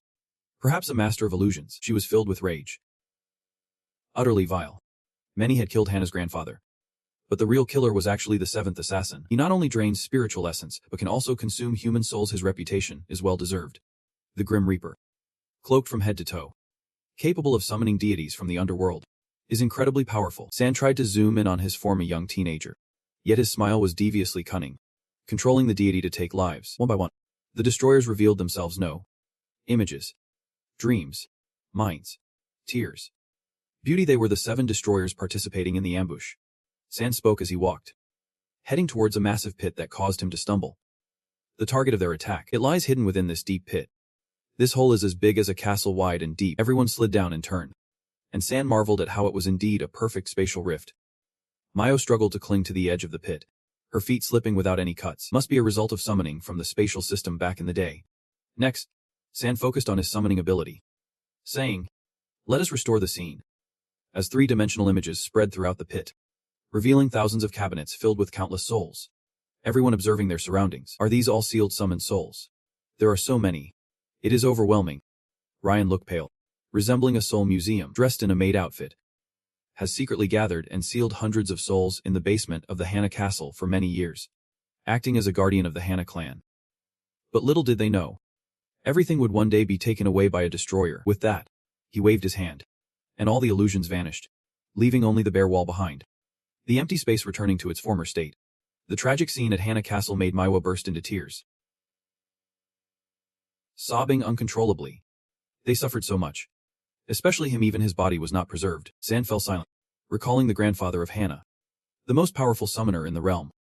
If it had not been for the betrayal that day, he would not have met such a fate. Jun over here held a fragment of the remnants. He did not die in vain. This was something Hana's grandfather shattered during the battle, a piece of a stone giant's body. Just now, the scanner showed some special small particles clinging to it. Which was the scent? He handed it to Manhwa, saying, "Give it a sniff." Manhwa's animal instincts kicked in. The scent was from flowers. The type I have seen before, the flamboyant bulles flower, also known as the flower of the afterlife. Jiang continued. The afterlife flower is very rare. As far as I know, there is only one place near Fenglin City where it can grow. San immediately activated his top-notch tech skills, searching right away. Just give it a few seconds. His glasses lit up. Found it. It is 300 kilometers away from Fenglin City, and 5 hours ago, it released a tiny amount of spiritual energy. The 4 of them cheered. This is amazing. We finally caught them. If we leave now, we can get there before dawn. Still in the dead of night, San's lime car sped down the empty highway. Inside, the tangy, spicy smell of thy noodles filled the air as everyone focused on slurping their noodles. San ate the fastest, finishing his bowl in no time and patting his stomach. Who would have thought Jiang could whip up something so delicious with just instant noodles, and whatever he had on hand? On the other hand, remained stone-faced. What can I say?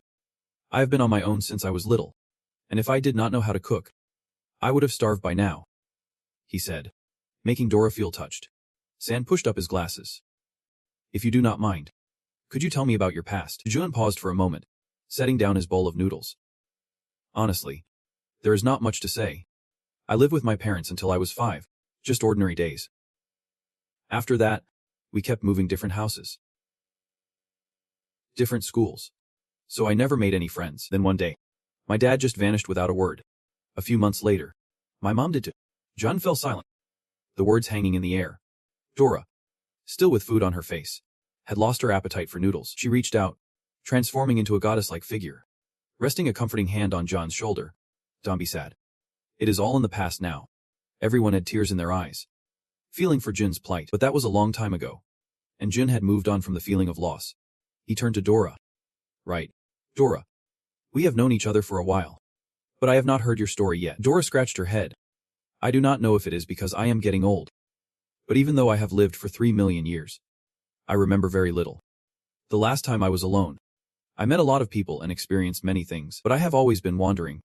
The things I can remember are so vague, like fragments of memories, and trying to recall them gives me a headache. Oh boy. Seeing Dora's discomfort, John empathized with her feelings. My gosh, this is so confusing. Not again. Lost memories like in a movie. But Stan totally agrees. What she is saying is true. I can vouch for this. A long time ago, I secretly scanned Dora from head to toe.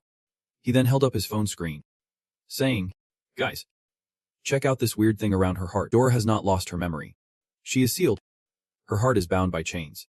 Jun furrows his brow, asking, "So how do we break the seal?" Stan transforms into a mysterious guru again, suggesting it is unclear. But it is probably like something out of a movie.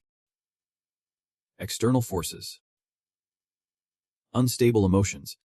Or finding the person who sealed her. All of these are possibilities. Hearing this, Dora's eyes well up with tears. Looking all dramatic. She is a pitiful girl. Her heart has been locked away.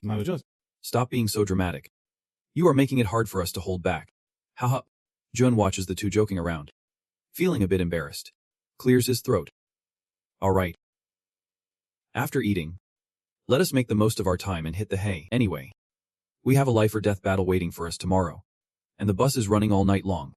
The next morning, the bus arrived at a rocky forest, filled with towering stone pillars pointing straight up to the sky. The system in the bus announces we are almost there. Just 1 kilometer to the target. The auto drive stops, and the bus halts on an empty patch of land nearby. After a night on the bus, everyone feels exhausted.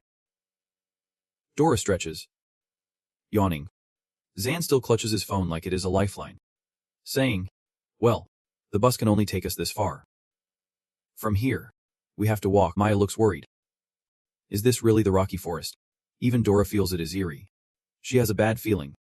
On the other hand, Jacob, hands in his pockets, saying, "Guys, before we dive into battle, I have something to discuss. Have we all decided how to face the Annihilator? With our current strength, the odds are 100% in our favor.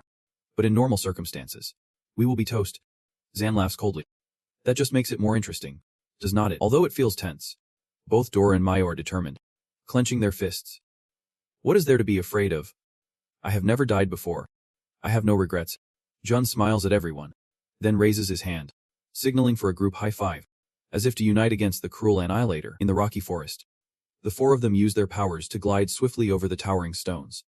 Mayo and John zoom ahead, but the other 2 are nowhere to be seen. Meanwhile, Dora struggles to pull Zan along, fuming. "Hey, you 2 slowpokes. I am the goddess here. Why am I doing all the heavy lifting?" Zan does not care. Focused on the information on his phone, using a satellite map to locate an hidden gate ahead. A while later, they all regroup at a dilapidated gate. The architecture looking like it was built 1,000 years ago during the feudal era, super run down. Above the gate, an inscription reads, "Stone Village." Dora senses something strange, exclaiming, "Wait, there are signs that people lived here." Zan is equally shocked, unable to believe it, saying, "This used to be a village. Even with tough conditions, there were plenty of villagers. However, 10 years ago, one day, the entire village vanished from the map, and since then, there have been rumors about people going missing after passing through the village." Mayo gets chills, thinking, what happened to the village? Meanwhile, Dora is freaking out. Oh no. That is my worst nightmare. Suddenly, John became extremely alert, quickly looking ahead as a white mist appeared, obscuring everyone's view. Behind that veil of fog, the village of Dronzer was overflowing with flowers, a blood-red sea known as the blood pearl bloom. And in the center stood an old house with furniture straight out of a bygone era. The 4 of them descended, not expecting to find a sea of flowers hidden behind the rocky forest, the flowers towering up to John's knees. They were all captivated by its beauty. It was strange, yet so stunning. The blood pearl bloom. We have found the right place. Dora looked around. Is the headquarters of the destroyer really here? San rested his chin on his hand, noticing a faint fluctuation of spiritual energy, likely the hiding spot of someone among them. Instantly, my Dovin, pushing everyone down into the sea of flowers. Careful now. Lay low, someone's coming out. The creaking of a door echoed from the old house. A figure was slowly emerging, and everyone tensed. Watching closely, it turned out to be a strong man, wielding a hoe, with an incredibly gentle expression.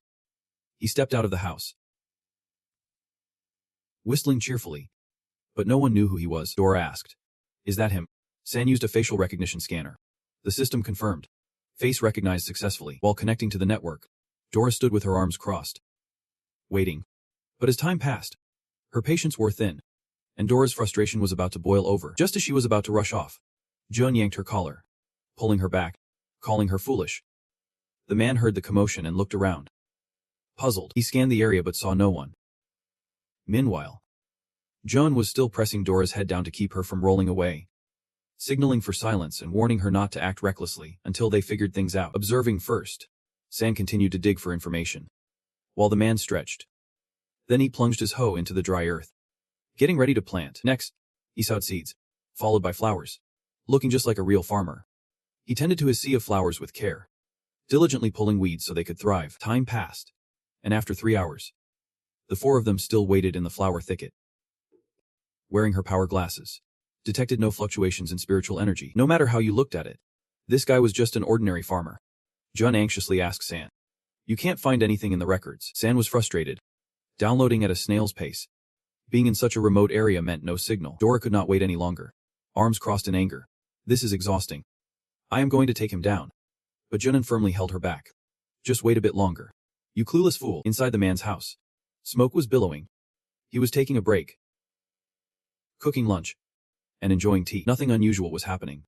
The man was still enjoying himself, not doing anything, just watching birds. While the 4 of them had been waiting for hours, Jun remained patient. What is taking so long? San was wiping his tears, holding his device and saying, search progress at 35%. It must be the natural magnetic field in the Rocky Mountains, causing interference. Mike was sweating too, feeling hot and stuffy. I can smell danger. We need to act fast. Dora looked miserable. I feel terrible. So tired. So hungry. My legs are numb. And there are so many mosquitoes. Just as she finished speaking, she heard a rustling sound from within. Turning around, a cute little mouse popped its head up from the ground, startling Dora and making her fly out of the flower patch. Jun beside her could not react in time. Too slow. While Dora was still soaring through the air. There is a mouse. A really big mouse, oh my gosh. Someone save me. Even the guy playing with the birds was left speechless. San and Mike sighed in frustration.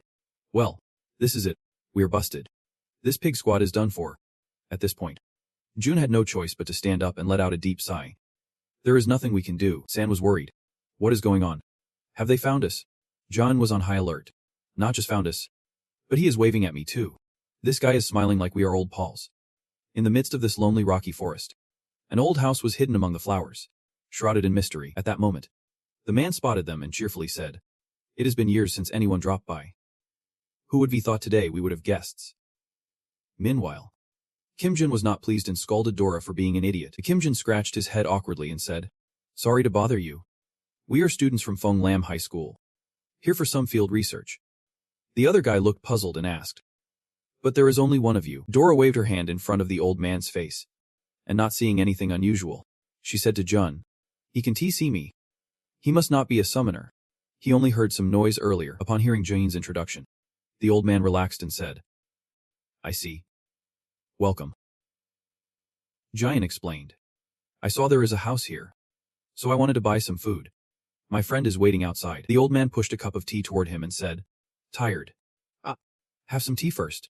Jun took the cup and politely said, thank you. Jun accepted the tea. But when the old man turned to do something, he quickly dumped the tea out while the old man remained oblivious and busy with his tasks. All right, let us pack this up. If you do not mind, I will give you all these snacks. Then, the old man turned back, holding a box of food, smiling as he said, there are some dry rations in the house. Let me go get some for you. Jun quickly and politely replied, no need. That is enough. Thanks. Dora whispered to him, this old man is pretty enthusiastic. Could it be we found the wrong person? Jun looked around the house and asked, is it just you here? The old man sat across from him, maintaining a friendly demeanor. That is right. I have been alone for 10 years now. Very few guests pass by. Seeing you today honestly makes me quite emotional. The old man scratched his head and laughed a little. It has been so long since anyone from outside came. I guess I am talking a bit too much. I am really sorry. Jun chuckled and replied, it is. I like chatting too. The old man kept smiling. And seeing this, Dora could not help but joke. He is really charming. Thuk Tong lay on the ground, secretly observing them. She commented, their conversation looks so fun. The person next to Thuk Tong reported, we are almost done. 99%. Wait a minute. You idiot. It is not ready yet. The sky turned dark, with lightning and storm clouds gathering. Hurry up. It is about to storm. The wind picked up outside, blowing fiercely. Flowers scattered everywhere. Inside, they continued their chat. Sign casually asked, these flowers are beautiful. Did you grow them all? The old man replied, yep. Indeed. Sign asked again, with so many flowers, how long did it take to grow them? He replied casually, here in the mountains. There is nothing much else going on besides sleeping. It is all about growing flowers. This story is quite lengthy. Many years ago, This land was barren, and the villagers struggled to farm, only able to harvest ugly, sour fruits. There was a knave girl who always dreamed of growing flowers on this black rock. She spent years trying countless flower types, but not a single bloom ever blossomed. After she died, her uncle continued her wish. Perhaps even the heavens wanted her dream to come true, and flowers began to bloom. 1 flower. 2 flowers. 3 flowers 1 year. 2 years. 3 years. He dedicated 3 years to transform this place into a sea of flowers that is just so touching. It is a heartwarming story. John sat listening, smiling knowingly, thinking, if I am not mistaken, she must be his first love. Right, John chimed in. Look at your face. Uncle, you are blushing. The uncle, feeling shy, admitted, I really talk too much. At that moment, a loud voice came from the other side. Can you hear me? Dora. Dora sensed something was off. She heard it is the uncle using his spiritual power to transmit sound. The uncle anxiously said, there is no time to explain. The person in front of you is about to kill you. Dora could not believe it. What? She shouted. Right now. Suddenly, dark clouds rolled in from outside.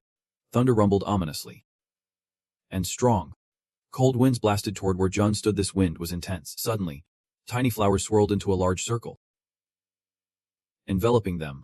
Dora anxiously asked, what do we do now? Jun noticed the uncle standing frozen and called out, "Wait, uncle." But he did not respond. His face had changed, his eyes dark and lifeless. The flower petals were swept away by the force of the wind, and in front of the gust, he trembled, mumbling, flowers, flowers. John asked in confusion, uncle, what is wrong? Dora, filled with dread, urged, please tell me. Are we fighting back or not? A powerful whirlwind swept down, scattering the flower petals everywhere. Suddenly, the uncle cried out and roared. My flowers. The uncle, overwhelmed with emotion, charged outside and yelled, nobody is allowed to ruin my flowers. Nobody is allowed. Dora and Jin were stunned. Uncle, what is wrong with him? Then suddenly, his body began to glow, and he roared in anguish. The uncle outside urged them, hurry. Kill him. Thunderstorms gathered rapidly, swirling into a terrifying vortex. From the storm above, a bright lightning bolt struck the uncle, and in that thunder, his body shone brightly. Thunder crackled and strong winds whipped around, startling everyone. June and Dora stood dumbfounded witnessing the scene. The sky was pitch black, and the thunder sounded terrifying. The sound of screams echoed. A strange figure emerged, and the uncle's body underwent a bizarre transformation. Save him.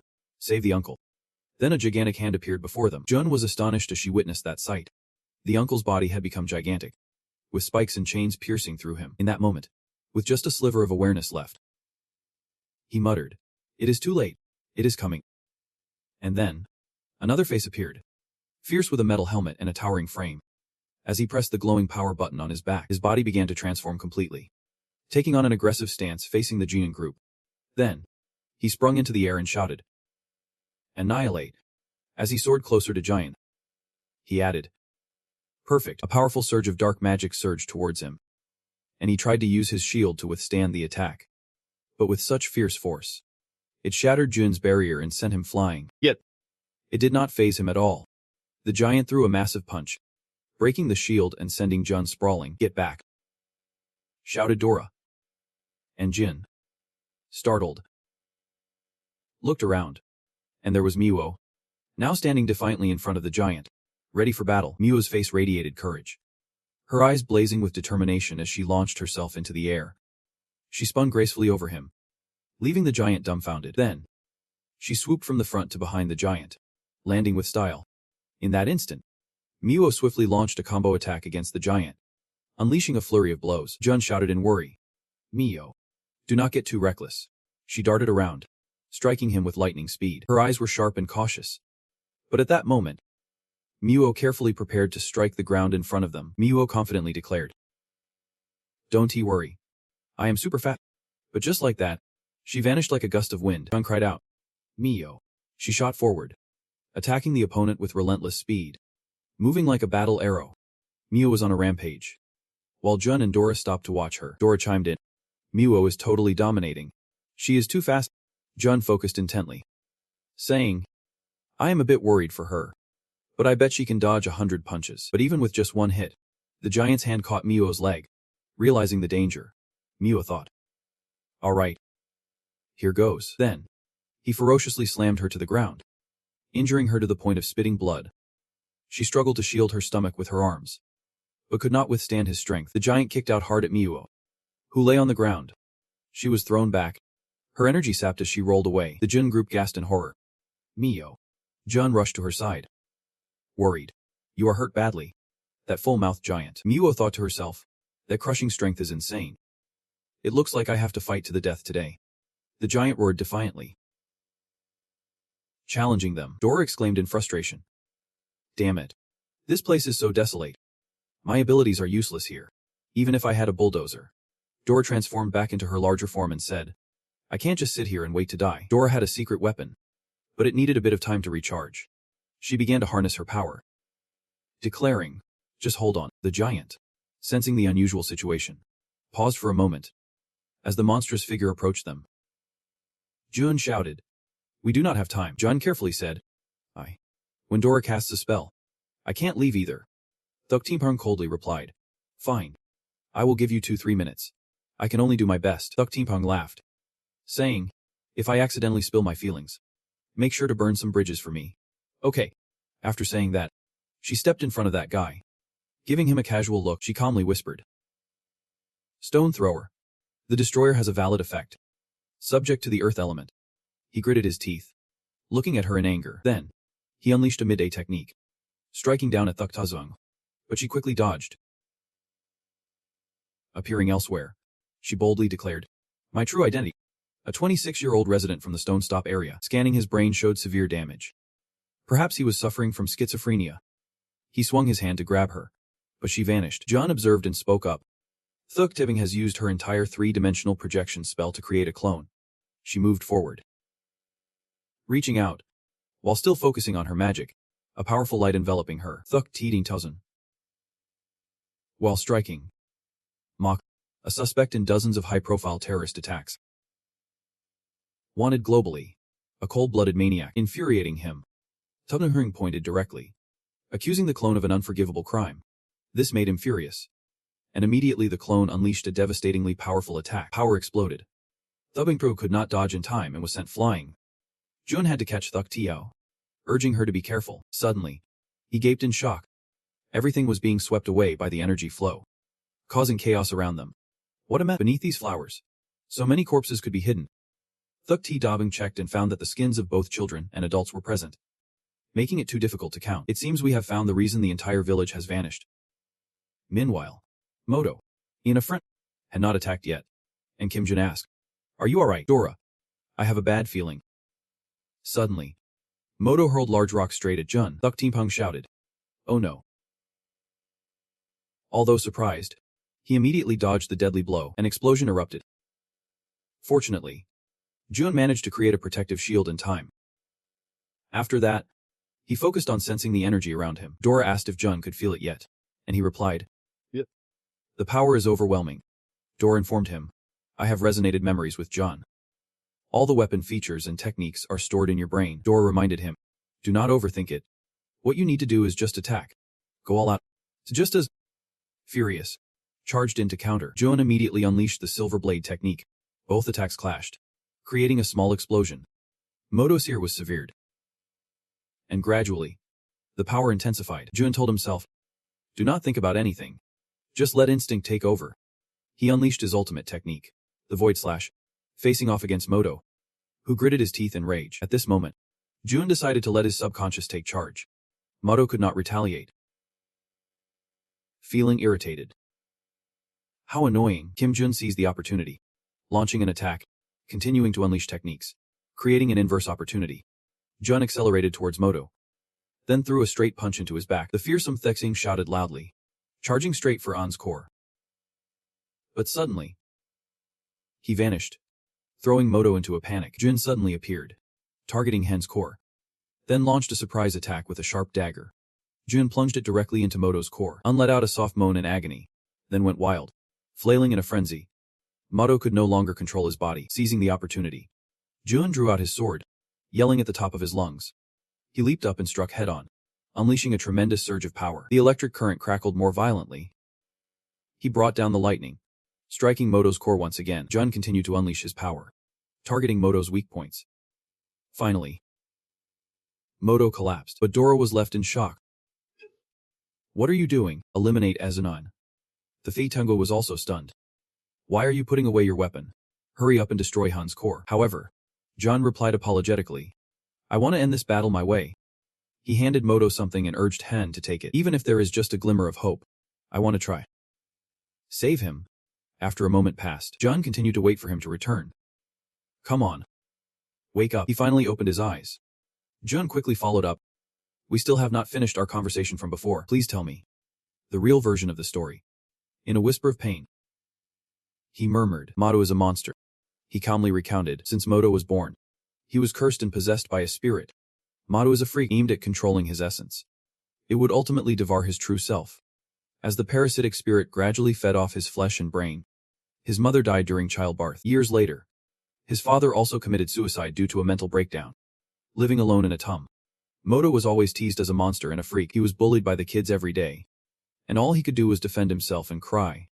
Everyone around saw Moto as a monster. This monster often could not control his own body, and he accidentally hurt those kids. The villagers called Moto their misfortune, so they judged and brutally beat him. In the end, Moto was thrown behind the mountain to await his demise. No one expected Moto could survive. They were shocked to discover that he was eating dirt. A few days later, on a beautiful day, Moto met a little girl who felt very sorry for him, so the girl slowly opened her bag, filled with delicious snacks inside. Without hesitation, she offered him food, saying, "Here's my lunch. Have half of this." Moto eagerly gobbled down the rice ball in his hand, startling the girl. "Don't rush. I will bring you more next time." After saying that, the girl quickly ran off, bidding him farewell. "This is our secret. Do not tell anyone." From that day on, she shared half of her lunch with him every day, and they talked happily together. This kind girl was named Aho. She suddenly cried when she failed to grow her flowers. Seeing this, Moto comforted her, saying that in a rocky forest, any flower struggles to survive. However, Aho at that moment believed that one day, she would turn this place into a sea of flowers. "I told my dad to bring more seeds back to the village." And Moto shyly asked, "Could you give me a seed?" Aho smiled at him, beaming with joy.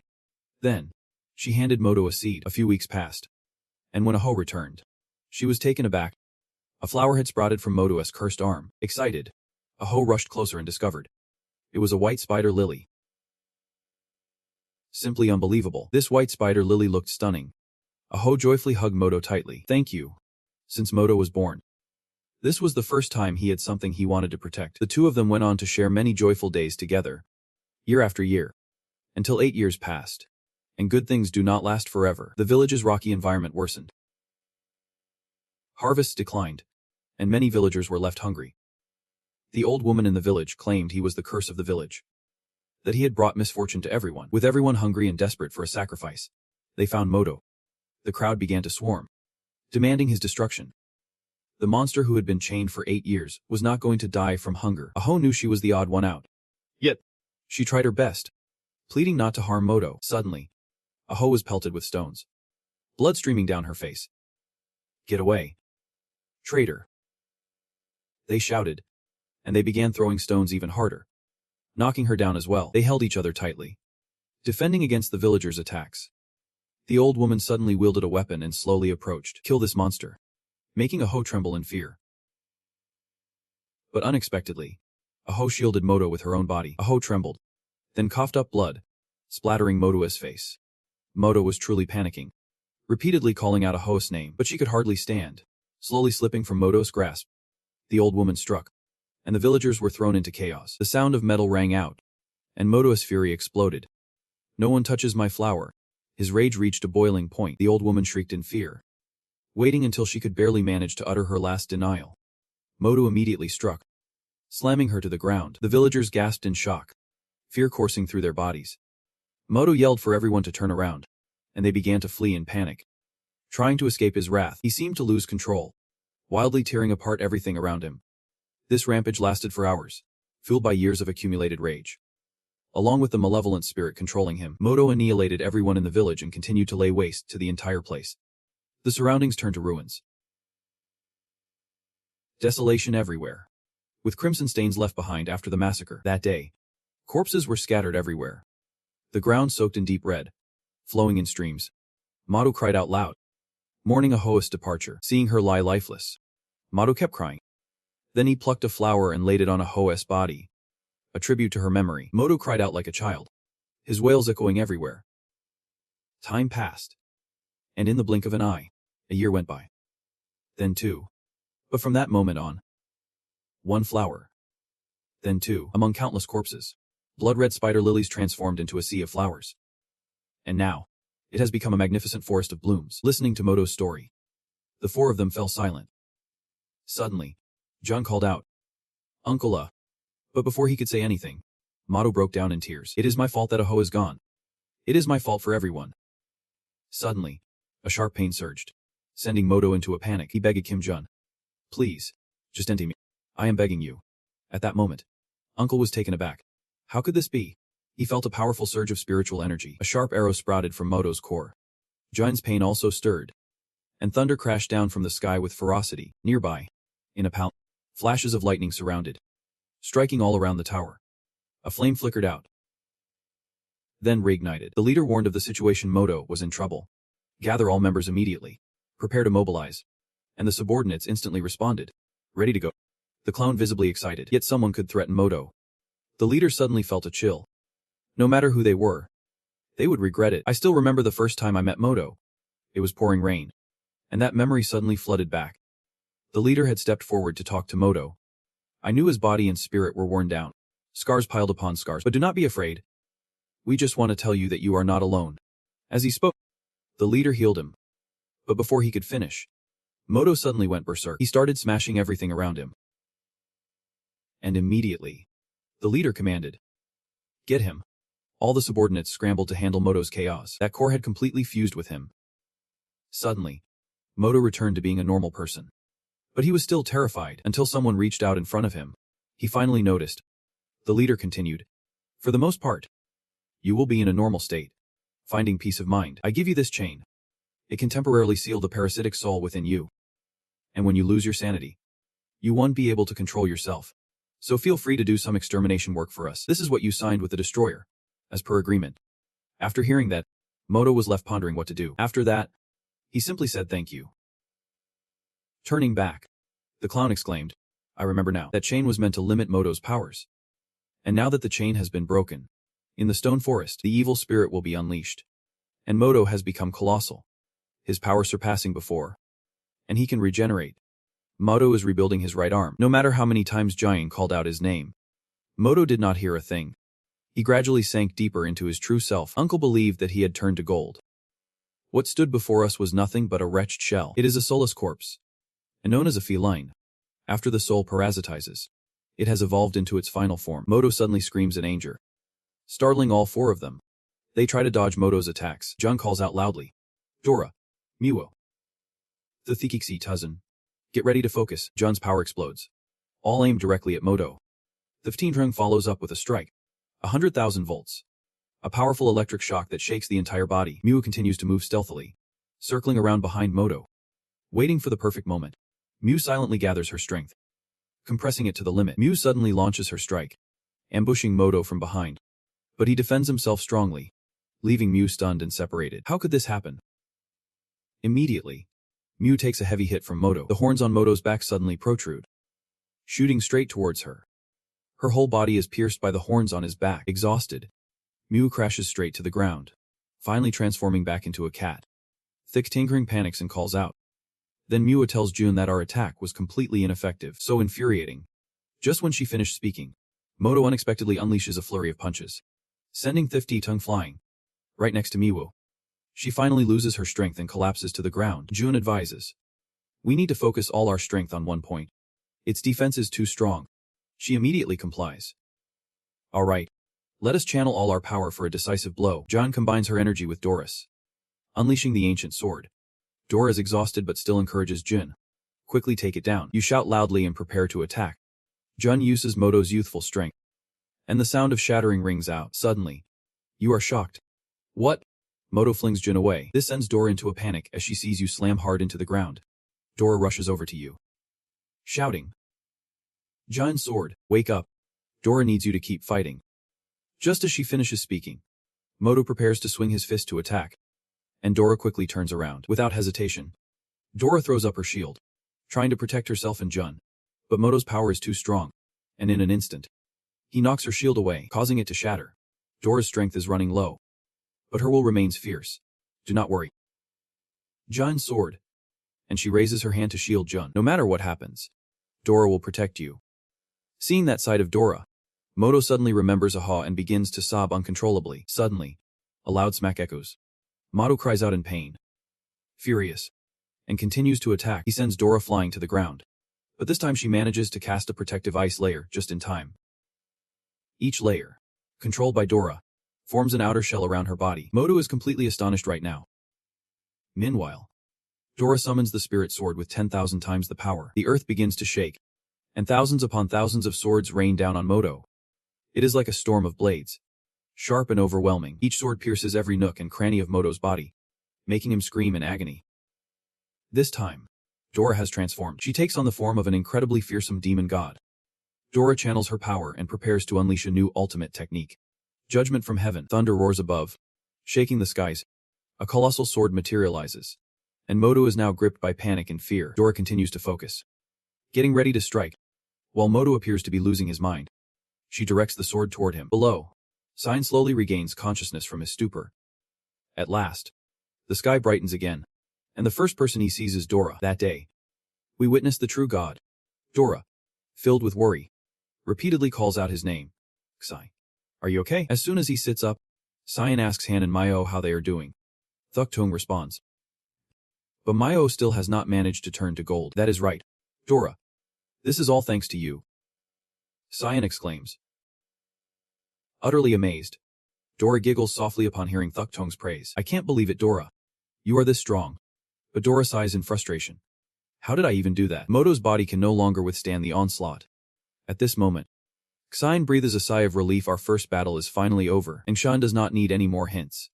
Even Thuktung feels a bit down, realizing that Moto has turned to gold. Breaking the cycle. From now on, we will be hunted. The destroyer will find us. Dora, filled with concern, urges everyone to hurry. I want to leave this painful place quickly. They all start to leave, and Exxon says his goodbyes. The atmosphere around Moto grows increasingly somber. The rain has lost its warmth. Just then, a spatial portal opens up. A new squad appears, approaching where Moto lies. The leader looks at him with a pained expression, holding a flower in his hand as he speaks. These flowers bloom for 1,000 years, only to wither away in 1,000 years. The flowers beneath the underworld curse humanity, preventing them from being together for eternity. Flowers bloom without leaves, and leaves grow without flowers. Life and decay intertwine, forever out of reach. Rest in peace, Moto, the leader says, as he tries to absorb all the remaining energy from Moto's body. Once depleted, at least he won't have to suffer anymore. After forcefully absorbing the energy through the orb in his hand, the leader relives Moto's memories and sees images of him battling Kim Jong. It is them again, and all his teammates are taken aback as the leader removes his defenses. He lets out a deep sigh. He then says, "You will soon go from hunters to prey." Yazn? He is the red spider lily symbolizing painful memories, while the white spider lily represents hopeless love. Shifting scenes. An ambulance speeds through the night. Dora can't help but worry about Kim Jong's injuries. There is too much blood. The wound is too deep. I can only do a simple bandage. Mayo has a fever now. It is from the infection in the wound. Thuktung quickly assesses the situation. Holding on for a moment is already a win. The hospital is only about 5 kilometers away. Dora suddenly screams in panic. You guys need to pull it together. Suddenly, a loud alarm blares. A warning. Detecting strong spiritual energy fluctuations approaching rapidly, sending both of them into a frenzy. What? The vehicle is speeding ahead, and right in front of them is a space portal opening up. Through that portal, dark energy strikes, and she quickly targets the vehicle. Thuktung panics. It is the annihilator, leaving Jun stunned. They got here that fast. They are all targeting Kim Jung's team. What is it like to go from hunter to prey? An annihilator immediately strikes. The ghostly hunt begins. Then it rushes in, sweeping everything away. Jun's pain continues to spike. Mayo calls out in a frenzy. Brother. Thuktung screams in agony. But hearing their cries, Jun turns back in worry. She smirks, savoring the taste of despair. A barrage of bullets is fired, aimed straight at Mayo and Thuktung. Junaik is inside. Unable to scream, Dora gasps in shock. From within another space portal, 3 more figures step out. The leader speaks. No need for more words. Then the leader calls for Xia Kong. After you turn to gold, I will read directly from your brains. She responds. Yep. Then unleashes her ultimate move, slicing through space. The blades tear the air around Jun's body. Each deep cut rends the space apart. Dora suddenly cries out John's name, leaving him utterly bewildered, everything shattering into pieces. Inside another space portal, Jun struggles to breathe. Then he suddenly realizes he is in a rather strange place. This place is... Have not I been here before? Before he could finish, a man approaches and says, You have turned to gold now. This is a spatial rift. I regret to inform you, in some timeline, you and your friends will be completely annihilated. After that, the annihilator will absorb all the memories of your summoned souls. Through the shattered mirror, Jun angrily watches as they slowly witness Dora, Maiwo, and Thuktom. Giant fumed. Disgusting.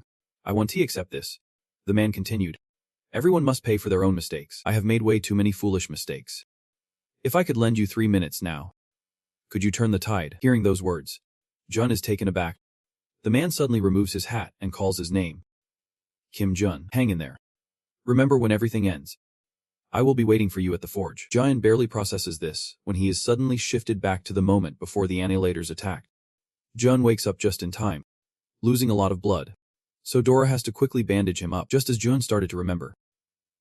Time reversed. And it was now 3 minutes earlier. He sprang up immediately. Everyone, listen up. This left Dora and Thafi tongue utterly bewildered. Jun continued, speaking loudly. You better hear every word I am saying. And time was still ticking. The car was speeding through the night. The group started shouting. We are about to move in. Take out the target now. Got it. Above them, a black orb appeared. And Hong An saw the car and rushed in to strike. The car got sliced in half, revealing a bomb. Hong An was suspicious there was no one inside the car. The bomb began its countdown. 3. Upon seeing the bomb, Hong An's eyes widened in shock. It was a trap. Then, a powerful gust of wind erupted. And everyone pulled back as the scene shifted, the car speeding away. Inside the car, Stan was scrolling through his phone, reporting that the mobile unit had been destroyed. And one guy got blown up. Dora let out a sigh of relief. What a close call. Good thing Jun had a plan. They were temporarily switching cars to escape. Kim Jun clutched his arm in pain. Realizing they could only buy a little more time, he grimaced and said, We need to go pick up Hannah before they do. The destroyers will be here any minute. Kim Jun spoke up. Stan, you handle the controls. Got it. Stan replied. Suddenly, the engine roared to life beneath them, releasing a powerful exhaust. What awaited us now was an endless chase. And they hit the gas. Their car swiftly turned into an alley. The car sped toward a house, and a door appeared before their eyes.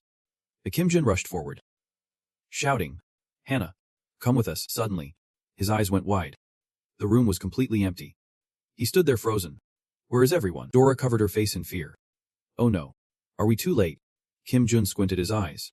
Wait. There is a letter on the bed. He reached out to grab it. She had left behind a note. The two slowly approached. But Stan suddenly burst in. Wait. You guys.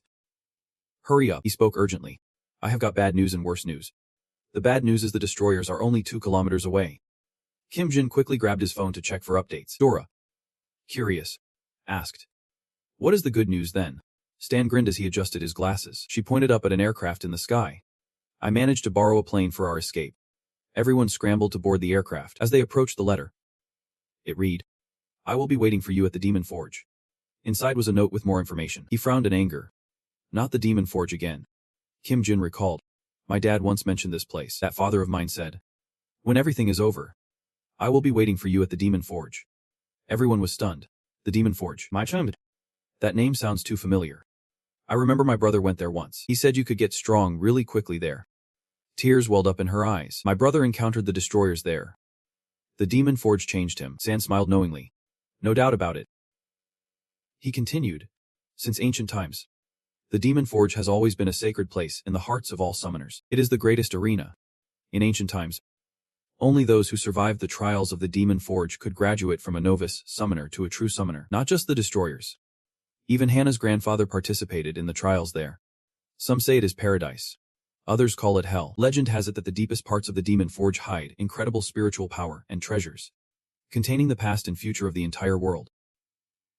Unfortunately, there is so little information about it.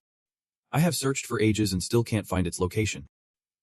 Otherwise, I would have gone a long time ago. San picked up the letter, musing. The numbers and letters in this note must be coordinates. Suddenly, he panicked. Wait, I can't believe I missed this, you announce. Just 2,000 kilometers to go. If we fly at full speed, we will arrive in 7 hours. Kim Ji-yeon. How's everyone holding up? Myo ripped. Well, we do not really have a choice now.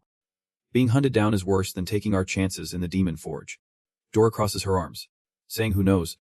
We might even find some weapons to upgrade and snag some secret martial arts from a master. San adjusts his glasses and nods vigorously. Exactly. You are getting soft just listening to this. That is good then.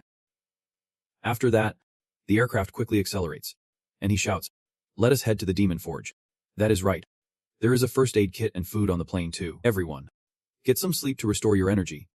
They are pumped. It is a breeze. The scene shifts. 7 hours later.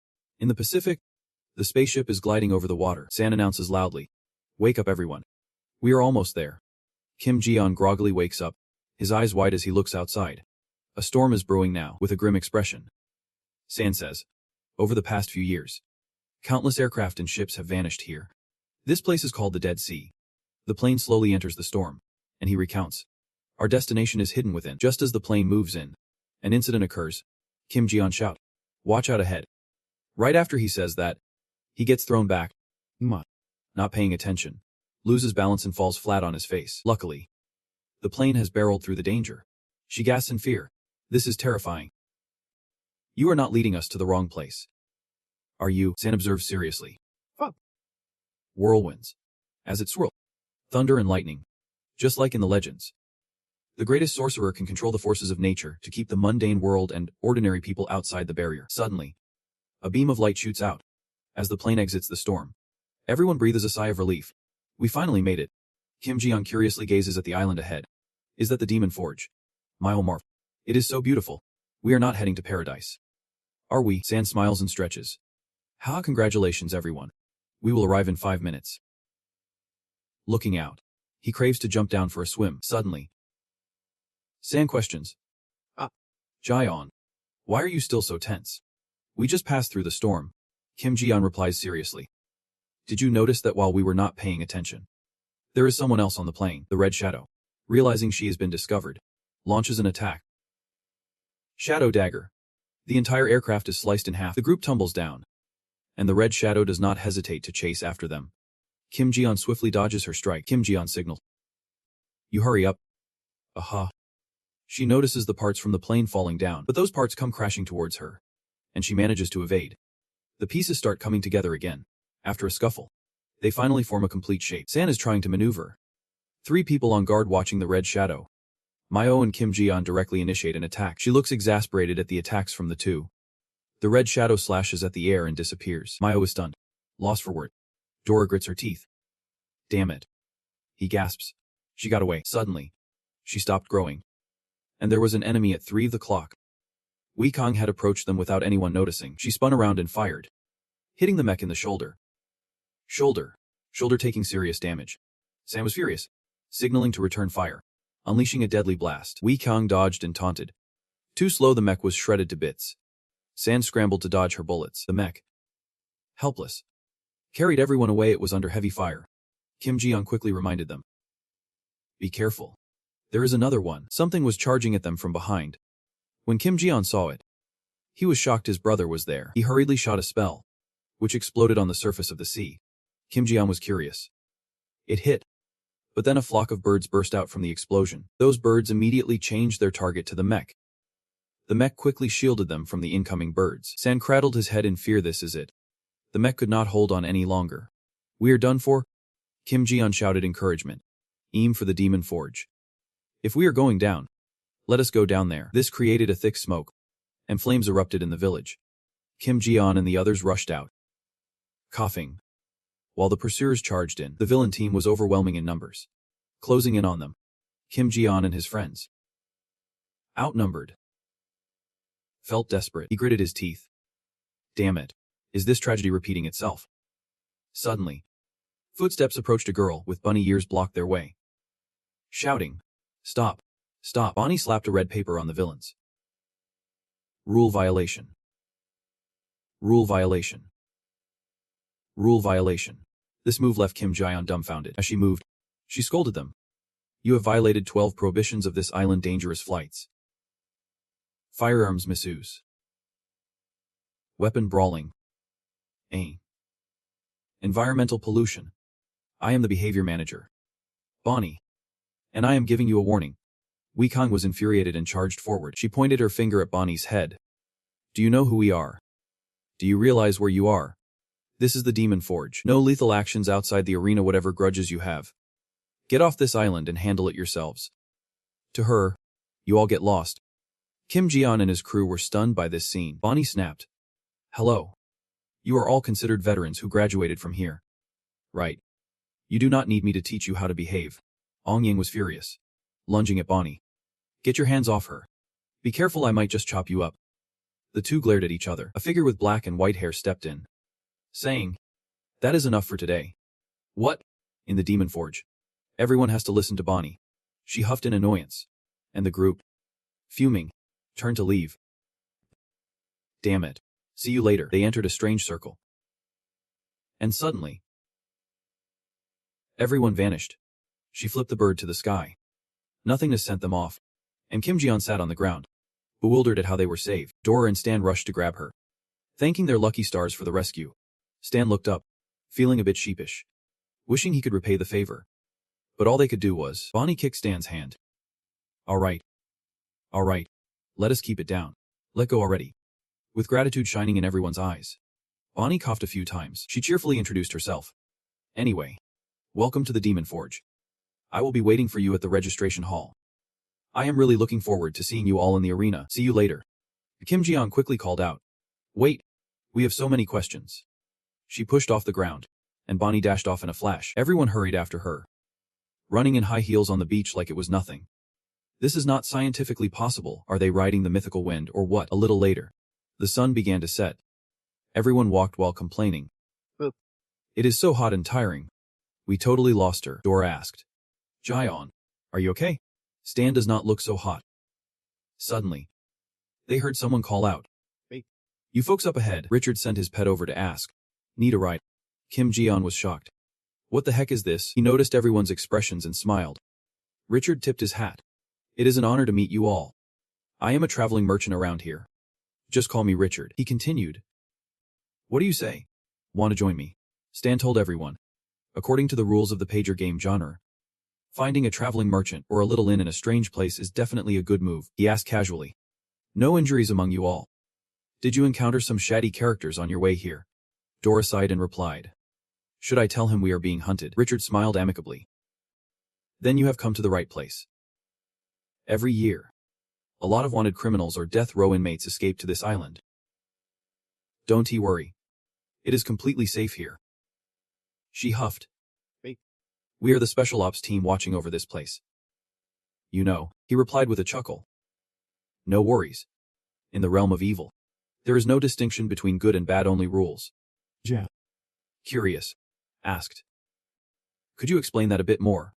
Richard paused for a moment. He spoke up. The legend tells that in ancient times, the Guardians and the Destroyers clashed in an endless war, leaving scars of devastation. To ease the ongoing tragedies, both sides negotiated and reached a truce agreement. The great summoners of ancient times came together to create this isolated island. And on the island, they built a demonic forge arena. So that is it. Nodded. No wonder those destroyers let us off the hook earlier. The arena buzzed with excitement. Thrilling. Exhilarating. But I can't help but wonder. What happens if someone deliberately breaks the rules? Richard casually replied. No one would dare to do that. The demonic forge is a sacred ground. Anyone who violates the rules becomes a common enemy of both the Guardians and the Destroyers.